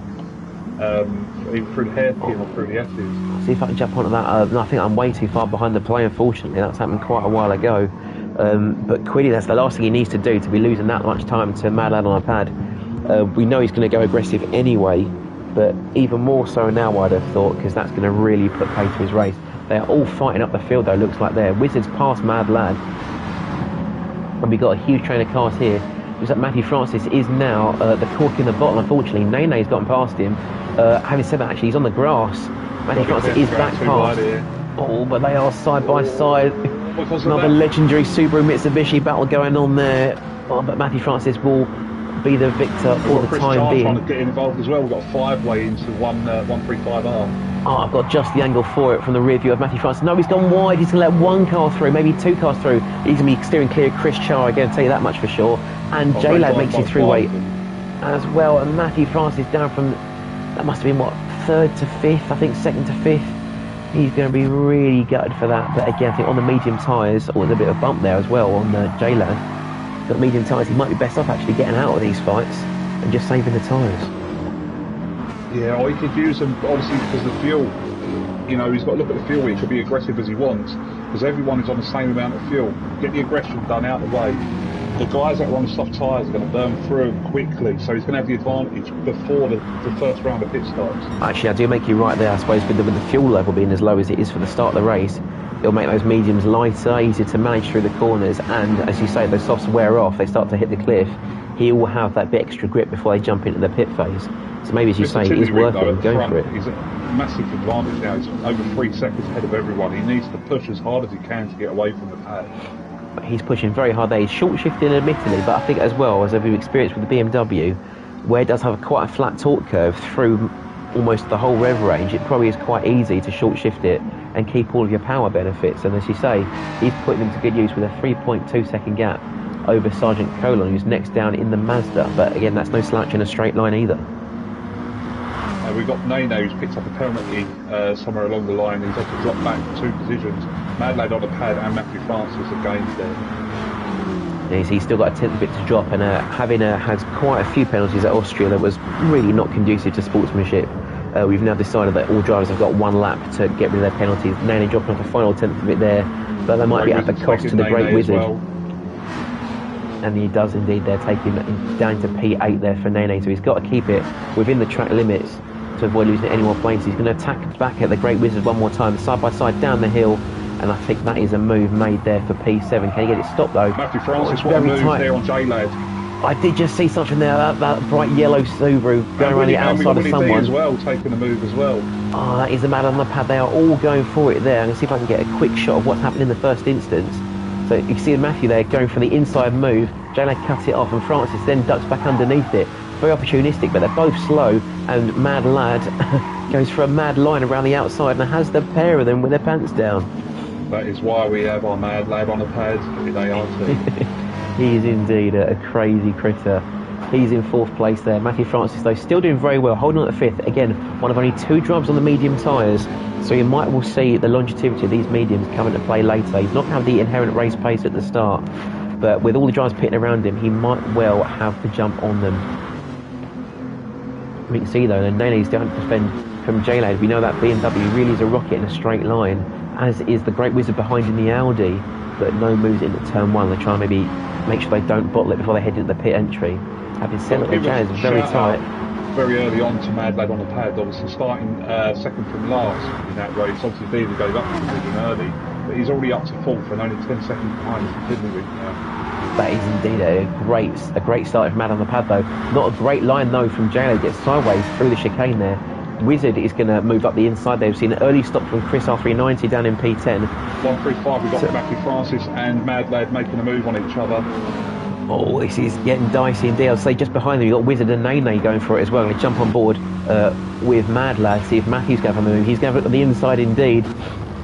Can he keep it though? Mad Lad's going to hold around the outside to the inside to the outside again. He will keep it clean. He's pinched Matthew to the inside. And Nene's looking up the inside now as well. Oh, he's getting very close there, but good driving there from Mad Lad. He's forced Matthew to the inside line where he couldn't keep the speed through it, and then just shot around the outside. A late line though as well from Mad on the pad. He's going to keep the momentum, and he just slingshot him out the corner. Matthew Francis not doing the same, and also running very low on fuel. And he's now going to have to keep Nene at bay as he heads into the pits, I assume, on this lap. Yeah, we've already had a couple of pits. Deva has dropped in, and so has Chris 390. They've refueled. Tiddlywing's dropping in as well. Yeah, there's going to be a few dropping in now. Oh, Nene's going around the outside. That puts Francis down into sixth. Is Nene going to pit? Francis has got to pit as well. Nene's going to stay out. Francis will have to pit here, so Nene will keep P5. So that's going to put then... oh, God, everyone's jumping in the pits now. I can't keep track of the deltas. Jay's pitting as well, so that means our next close driver is Gina Quinney in P4. So we know, I think it's like he's been saving instead on these soft tyres, so maybe he's trying to save just for that 20-minute mark and then go flat out for 10 minutes at a time, I think. Yeah, him and Mad Lad on the pad, definitely on the same strategy at the moment. He's got much better tyre wear, Quinney, though, much better compared to Mad Lad on the pad. And again, I think that must be him reaping the benefits of being on the wheel rather than using the controller. For sure. But, of course, if he's not mad enough on the pad, some say he still uses X to accelerate. he does, he really does. D-pad and X and square. Some say he's still playing on a CRT TV, but all we know is he's the Mad Lad on the pad, and he's chasing down Sergeant Colon in P2. Sergeant Colon's still yet to pit, but good to see him up the front of the pack as well. Again, the Atenza, I think it's the first time we've seen it raced in the TCR series, and it seems to be holding its own to a certain degree. It certainly does. He's doing quite well in the car at the moment. He's looking after them tyres, managing the fuel as well, so we'll see what happens later in the race. So we'll jump back to our running orders. We've still got some stops to make. Colin will have to make his pit stop, as will Mad Lad in P2. Nene will have to pit this lap as well in P3. So our net leader, it will be Quinney, although he's going to have to make a stop at maybe the next 2 or so laps. Tiddlywink, I think, will then hopefully resume the lead. Starting from the back, or starting from the front, having finished at the back, sees himself in at P5 at the moment, and he's still saving some fuel there, going very gingerly through the chicane. Chris Chan 6th, Wizard in 7th. Matthew Francis is down into 8th, but may well make those places back up as some of our drivers are pitting at the front of the pack. We got J-Lad just on his tail there in 9th, half a second away. Chris R390 made a very early pit stop, he's in 10th, and the gentleman racer Deva 1992 in P11. We've seen Quinny there, has taken the lead, but he's not that far off of Tiddywink there. He's only 7 seconds away, who has just jumped out of the pits himself, I believe. Mad Lad's leaving the pits there, 69% fuel, just squeezing a line ahead of Chris Char in P5. So I think you need to be watching J-Lad and Matthew Francis here. They've been within half a second of each other for the last half a lap. Oh, he's just bumped into the back of Matthew Francis. One here. That was very close indeed, but I think it's just giving a bit more momentum instead rather than causing a distraction. But they are side by side as Chris just went off in the back of the shot there, keeps it on the track in one piece, but that was a very dangerous game he's playing there with the rumble strips. We'll jump on board though with J-Lad as he hunts down those quad tailpipes on the WRX. We know this. Oh, there's a yellow flag. Chris Char has spun. He's on the racing line as well, so be careful, chaps.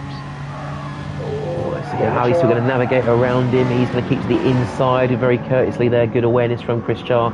But it means that Chris R390, who went off, is now catching right back up onto this trio here. He's cleared Chris Char, and now we've got J-Lad in the middle of Matthew and Chris there. He's really, so having gone off at the start of the lap, has reeled them back in and then some. In fact, he's probably looking for a move up the inside of J-Lad there, and he makes that move on the inside indeed. Should be late on the brakes into 35R and takes P8. Let's have a quick look though what happened to Chris Char. Being jumped on board with him. I think this is him here. Let's have a look. He's trying to get around the Mad Lad on the pad. I think he's just too late on the brakes and can't get it turned in time. Sideways on the grass, and the Wizard just about makes it past. Chris rejoins afterwards, and then everyone is safe, fortunately. But that puts him down to P9. Chris R390 is now on the back of Matthew Francis, so J-Lad has lost the place amidst all of this. Yeah, so Chris managed to make a move. J-Lad lost the position for coming through the final chicane. He touched the grass and nearly hit the barrier, and that's where Chris managed to bounce on him out of the corner. Well, this is why it's had to have a second pair of eyes on it, guys. You know? We've got Matthew Francis looking for a move as well, and Chris in front of him. Let's shuffle forward just a little bit then. Let's get back on board. Let's see if Matthew Francis in the Subaru Boxer engine can fight his way up into P7. Can throw some pretty hefty punches to get past that BMW though. We know it has incredible top speed down the straightaways. That's not a dive from Matthew there, is it? No, but it's definitely scared Chris R390. He's seen that in his mirrors. I don't know, no, Chris, for me, Chris took the optimal line there, having the late apex. It's a bad line, and especially the four-wheel drive card for Matthew there, because he's going to burn that outside front tyre. Well, I mean, I think it's a bad line in terms of maybe preserving his resources, but it definitely gained him some time there on the BMW. I think maybe Chris was going for the wider line, just got a bit put off the fact that maybe Matthew would even consider a dive bomb, because he would have seen him in his mirrors at least, wouldn't you think? Yeah, he would have seen him, especially in the mirror, but he was in front of him. He had nothing to be scared of there. Well, he jumped to the front of the pack though, is that Quinny is now diving into the pits. That's going to release Tiddlywink into the lead, I think. Yep, Sergeant Carolon 1.7 behind him. We've got then this train cut behind them, so the question is, where's Quinny going to emerge amidst all this traffic? Mad Lad on the pad is cleared the final corner. We've got the Great Wizard and Nene battling just behind. And Chris R390 has picked up a half-second penalty. You have to ditch that very soon. And a squabbling trio back there of Matthew Francis, Chris Char and J-Lad. Quinny's still yet to leave the pits. And all of those drivers will clear the Evo by the time he leaves the pit lane. It's like Chris has gone around the outside there of Matthew. Chris Char's gone very wide indeed, leaving the door open for J-Lad. Now this is going to be maybe 2x2 times 2 through the S's, it looks like. Yeah, Chris and J-Lad got to be careful here. They've got to respect each other's space. Oh, but they're not really there. Oh, no. That's going to be an instant. Oh, Chris Char's on the grass. He's on the barrier. He's cut the door off of J-Lad though, mate. That's a little bit of karma. It doesn't seem though he's incurred any damage. He hasn't, fortunately. But I think exactly as you were saying, that was an accident waiting to happen, Langston. So we've got Nene making the move on the Great Wizard, coming just a little bit further ahead there. He's made the move out the final corner, out the sweeper. Just a little bit, yes, it's coming out the sweeper further ahead from where you were. Great little move there by Nene. I see Chris, those three out the defender from Matthew Francis, and as we talked about before, those soft tyres are now starting to show their signs of wear. Meanwhile, Matthew on the mediums, he's still doing fairly well on those. He's kept a good level tyre grip in them. And it might be a matter of time before those mediums start to cross over, being more advantageous than the soft tyres. He has, though, still got to consider Chris Char in his mirror. Again, on wearing softer tyres, but that pace of the Lexus, it is just a rocket ship when he gets his foot down. Yeah, it's got a decent top-end speed, but unfortunately the straights are not long enough to take advantage of that. No, of course, if we were maybe at a different track with a slightly more tuned straight, like say Fuji Speedway, you might see the Lexus really in its own element. But for the time being, Subaru's just got the legs on him. Having said that, Chris Chai is now in the slipstream. Are we going to see a late move on the inside? There he goes. He's got the overspeed. Matthew Francis will hold it though, just trying to close the door, but leaving racing room. And again, that's what we love to see here at Amigos. Some clean, considerate driving. So we're coming up to the halfway point of the race now, and at the moment for the race win, it's only out of two drivers. It's Mr. Tiddlywink and Sergeant Colon at the moment. They're literally nose to tail with each other throughout the race. That is true, but I would not count out the Great Wizard. We watch him there battling for P4 against Nene. His mediums are still looking very good, and put in another set of tyres and a drop of fuel, he might well be in contention for a podium spot here. Yeah, definitely for a podium spot, but I think I know where I'm backing my money at the moment. Well, I'll probably put it on Mr. Tiddlywink, For sure, yeah, definitely. And was that an intentional pun about Tiddlywinks and Tiddlywinks and money? Let's have a look though. Wizard's now got to try and defend from Chris R390 and that iridescent BMW there. He's just got the inside line there. And Wizard will have to concede to Chris there, down into P6. Matthew Francis and Chris Charles still duking it out there for P7 and 8, and J-Lad is just in the background there on the periphery in P9. I think he's about 7 seconds up the road though from Quinny. So he's not really been anywhere this race. Yeah, he's been nowhere, unfortunately. He's not had the pace this time round, unfortunately. I think wherever the majority of the drivers have gone onto the softs for this final race, he's not had the pace to catch up with anyone. It's sort of been a level playing field. I totally agree, and the martial strategy that he's used in the last two races, I think now that everyone else, you say, is on equal footing, he hasn't got that advantage anymore. No, definitely not. I'm going to jump forward there to P4 with Nene leading that train through the S's in the first sector, and it is starting to spread out a little bit. So in fact I think we'll jump back because it looks like Matthew Francis is still having to fend off Chris Char. So those are worn soft tyres. We got Chris 390 looking for a move on Nene here. Oh, I'll jump forward then and see if we can get a look at that one. Just about in time. Nene has just about slid wide, and Chris has seen the gap and gone for it. And that all, I think, put on P4, and I don't think Nene's going to have much more to contend with heading down the hill. I don't think a late break move is really on. No, he's going to let that one go, and I think Nene's had enough problems with this chicane to know better than fighting with Chris. Having said that, though, he's at a much better exit. He's right on the tail now of that BMW. Is there a late move into 35R? No, he's a bit too far back this time round. I think so. I think that will probably be all she wrote in terms of Chris should now use his opportunity to get away, really. He's not got quite as much in the traction zones and at the corners as the four-wheel drive Evo, but I think once he does get that BMW going, it goes. Yeah, so definitely, it's another one, a bit like the Lexus, is faster on the straights, but again, the straights are not that long enough to take advantage of the horsepower in these cars. Oh my goodness, it's like Chris has finally had enough of that rear view with the Subaru. He's thrown it up the inside there, and I hope not to see another altercation. Oh, what's that? So we make sure he's going to have to pit there instead. So maybe Matthew once bitten, twice shy, going side by side with Chris in the last corner we saw before. But that Lexus was doing very well there, really clung at the back of that car. Almost like a Hamilton knock on that back here, I think. It's probably had enough of that car for one evening. So our current standings as we head into the last third of our race with about 11.5 minutes to go. We've got Tiddlywink, who's run away by another 2.2 seconds there from Sergeant Colon in P2. Well, Tiddlywink being very liberal with the chicanes there. Be careful of the track limits. Colon will be pitting, I think, this lap or next for his final stint at the race. Mad Lad on the pad. Got a penalty as well. Ah, so there we go. He was being a bit too frugal with the track there. Or rather not being frugal. We got Mad on the pad there in P3.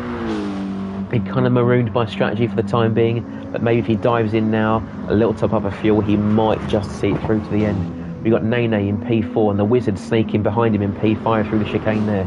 Chris Char in 6th, and he's got J-Lad right in his bumper there in P7, so we're going to jump on board with J-Lad and see if there's a move to be made in the next few corners.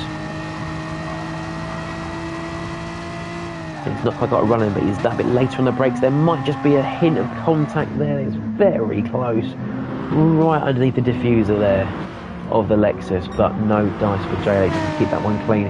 Colin has dived into the pits there with 5% fuel. He's just put on one more set of soft tyres. He might have seen him through to the end of the race, as will the Mad Lad on a pad with 10% fuel.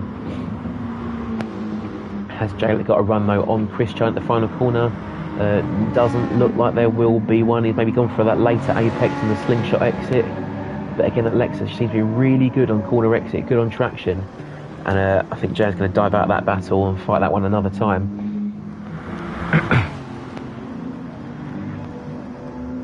Mr. Tiddlywink did change tyres. Or did he not come in the pit? No, he hasn't pitted. It was Colin that pitted. It was Colin that pitted, yeah, you're right. And they pitted, I think, with about 2.5 seconds, I'd say, as his leeway, as I think Tiddlywink's now slowing down, trying to drop some of the penalty away. If you watch Sargent's outlap, he's absolutely gunning it at the moment. He's knocking time off. I think the undercut, he may well overtake Tiddlywink in the pit stop here. Well, we're going to have to see. It's going to be a close one. I think we're right on board then with Colin provides no more fighting. But I think, I say that, Mad Admiral Pad and Quinny are now back at it again. Yeah. Quinny, though, has got slightly more wear on his tyres than Mad Lad. They're about the same fuel.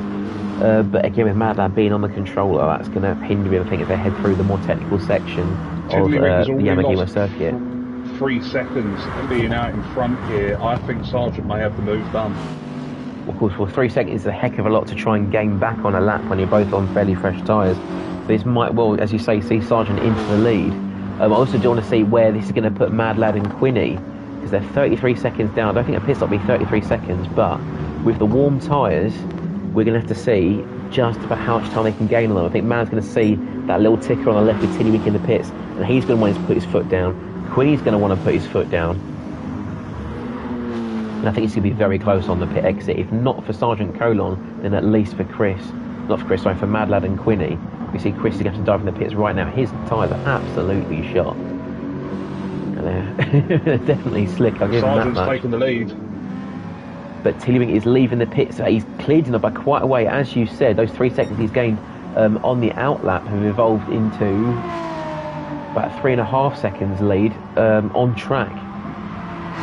Now you see that Tiddlywink does here have the fresh tyres on Mad Lad and Quinny, so he's probably quite comfortably clear of them. But the question is, do you think Tiddlywink has got the pace to catch Colon? We see that at 1:41 flat. I think it's the fastest lap we've seen all week. We'll say all race weekend. You know, all evening.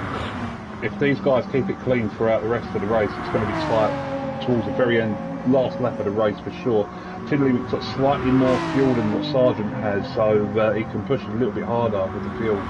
He can push, and really I think he's got to start pushing now to lighten off that car and equal the playing field for the rest of the stint. We've got about 7.5 minutes left, so it's our last, I think our last sixth of the race now. Sergeant Colon is 2.9 seconds ahead, so Tiddlywink is already taking time back out of him. He's driving like a man on a mission. Mad Ad on the pad there is in P3. Quinny's dropped back a little bit there in P4. We've got Nene in 5th. Chris RV90 in 6th, Wizard in 7th, Chris Chai in 8th, Matthew Francis down to 9th, and he's still nose to tail with J-Lad down in P10. And the ever-kind Dever, unfortunately on his own there in P11. J-Lad, I think, just having a quick sniff up the inside there of Matthew Francis, but no dice into that chicane. How's things going on with Sargent and Tiddlywink?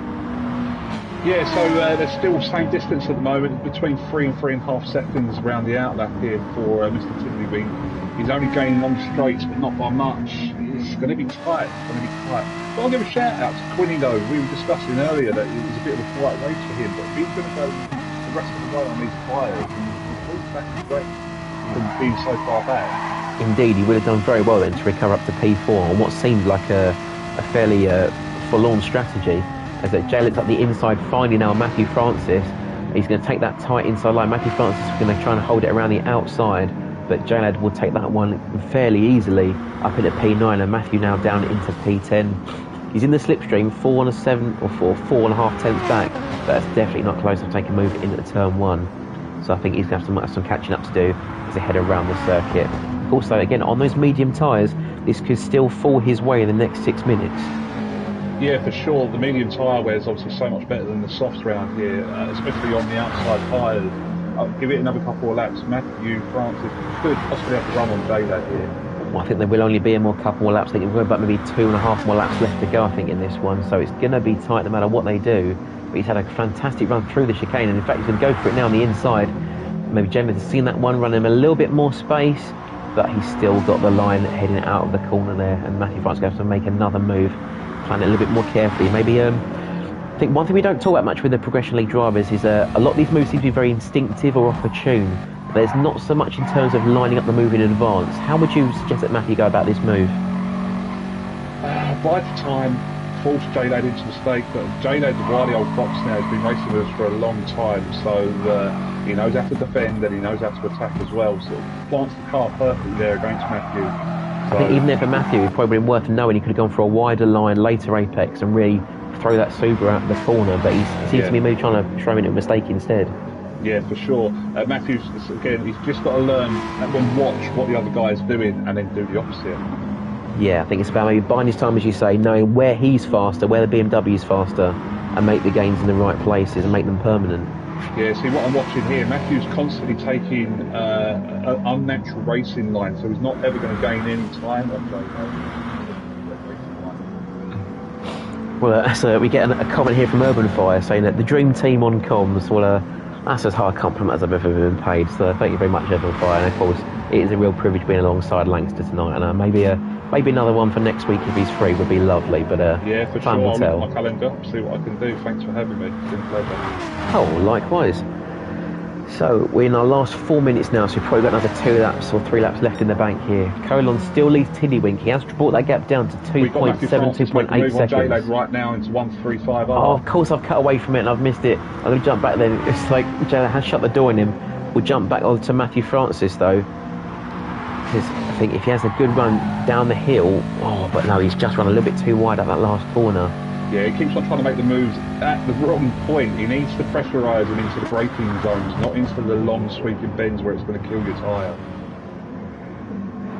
He's got the run on him now though, into the hairpin. He has got a very clear run in there. He's got much more momentum up the hill, but Jared knows where to park that BMW. J-Lad is weaving though, you've got to be careful with the weaving. Yeah, he's only had one move and then back on the racing line. I think that might be something for the stewards to just consider, maybe as a warning just for driving standards. It's not something we've got to throw the rule book at him, but maybe just a thing to bear in mind. Of course, we say they're out the Progression League, the training wheels are off, they are racing confidently now for themselves, but the odd reminder I think won't go amiss, whether it is driving standards or sportsmanship or racecraft in particular. We've all got something to learn here. We're all willing to teach, we're willing to learn at Amigos.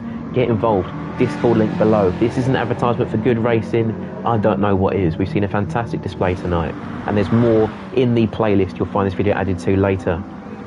So just looking back up the front here, we've got Sergeant Colon, Mr. Tiddlywink. Mr. Tiddlywink has brought it down to under 2 seconds now, with 2.5 minutes remaining. He's got better tyres as well, so you never know what could happen into the final laps of this race. He does, and we did see, I suppose, based on worn tyres, that the undercut could be worth up to 3 seconds a lap. But I'm not sure it's going to prove that much. Having said that, though, Colon must be fuel saving like mad. He's definitely fuel saving there. He's got less than Tiddlywink. He's now down to 1.5 seconds. So I think these guys now realise it is hammer time. The question is, who's got the bigger hammer?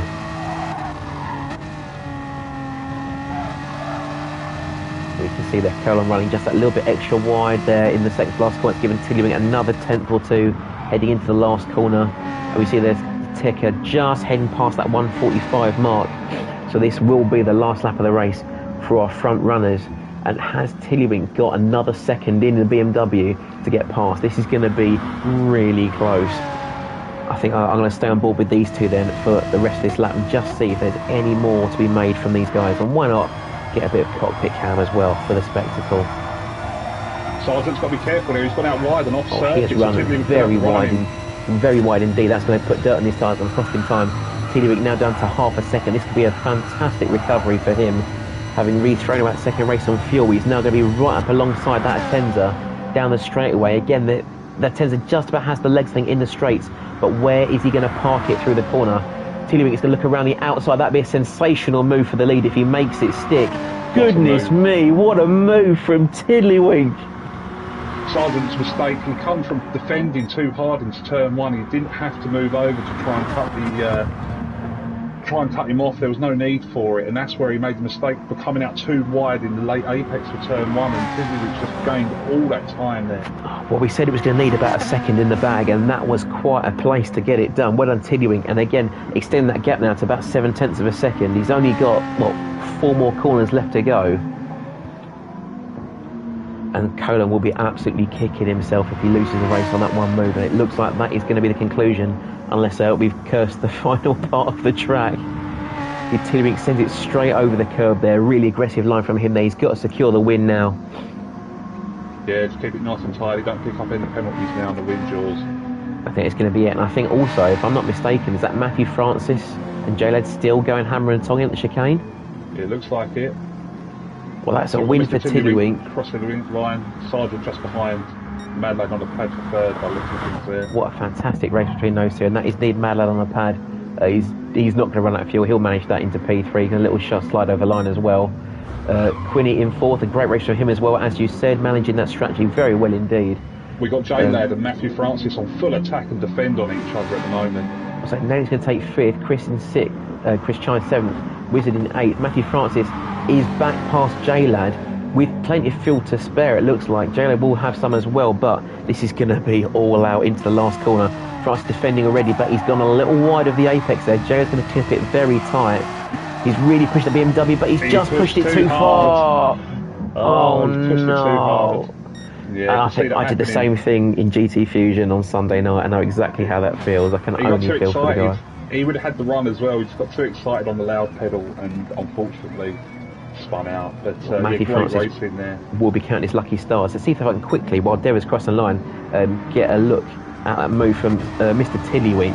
What a sensational overtake that is around the outside of 135. It's not often you see something done there, and he just about keeps it on the rumble strip and chops the nose off of Mazda for good measure. But what an overtake.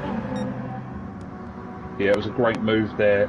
Unfortunately, Sargent, as you said before, he made the mistake in turn one, trying to cut off the slipstream when he didn't need to in the braking area at all. He had the run, he could have kept that 1 second advantage, but he lost it all up the uphill, and then that obviously led to the move for Mr. Tiddlywink to take the victory after that and a clean race. Well, I think I know who our post-race interview's got to go to then. We'll join them in just a second. I'll make sure I message that. All mute. I don't know what that weird symbol is on the end, but it's on the chat now. Let's make sure we get into chat with them. I'll be right back, Lancaster. No worries.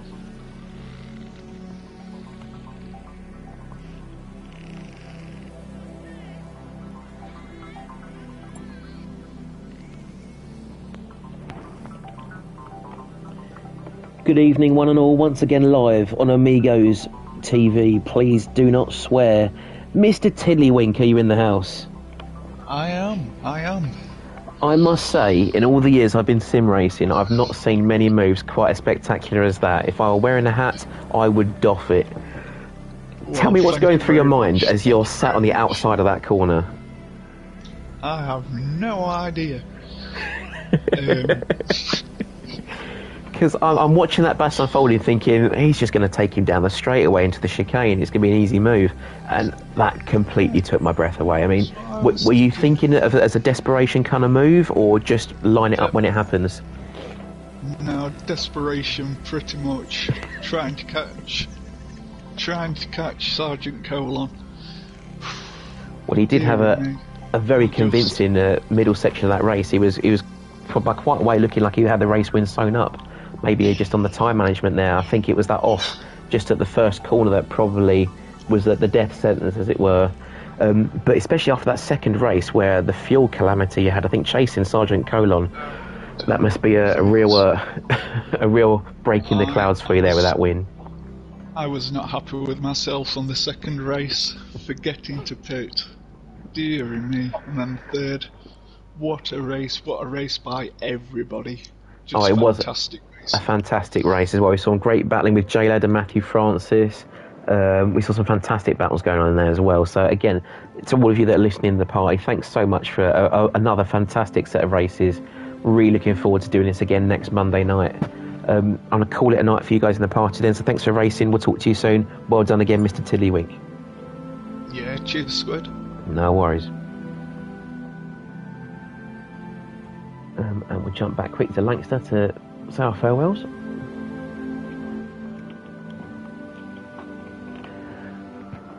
Are you there, Mr. Lancaster? Hello, yes, loud and clear. Well, your final thoughts then on tonight's proceedings? Yeah, it's been a fantastic set of racing. I've really enjoyed my time working with you on commentary here. The guys have showed so much more skill level than I've seen from them ever before. It's been great to watch the guys progress from the Progression League into this TCR League that we've now got here at ART. And yeah, the guys put on a great show for everyone. Congratulations to every single one of them out there. I have to completely agree. We've really seen these drivers mature from the Progression League into the TCR, and they really are taking sim racing in their stride. Hopefully, once GT7 is a playable game, we'll see them make the jump to that as well. But sure. Likewise as well, it's been a real pleasure having you on the commentary tonight as well. If you're interested next week, do you think we'll see you on the mic again? There's every possibility I might be available. It just depends on what time I've got to be up the following day, but I'll see what I can do with my schedule to try and be here with you. Wonderful. Well, you'd always be welcome on the commentary. In that case, thanks, Lancaster, for being on tonight, and I hope to see you in the near future. Yeah, cheers, Squid. It's been an absolute pleasure tonight. And to all of you watching at home, thanks for tuning in once again. We will see you same time, same place for round 4, which, if I check my calendar on here before I mess it up again like I forgot last week, we're going to be at Brands Hatch. So we're looking forward to some real touring car racing next week. In the meantime, enjoy the rest of your week, take care of yourselves, and we'll see you soon back with Amigos Racing Team. And a thank you to all of our partners for this superb round of festivities. Goodbye.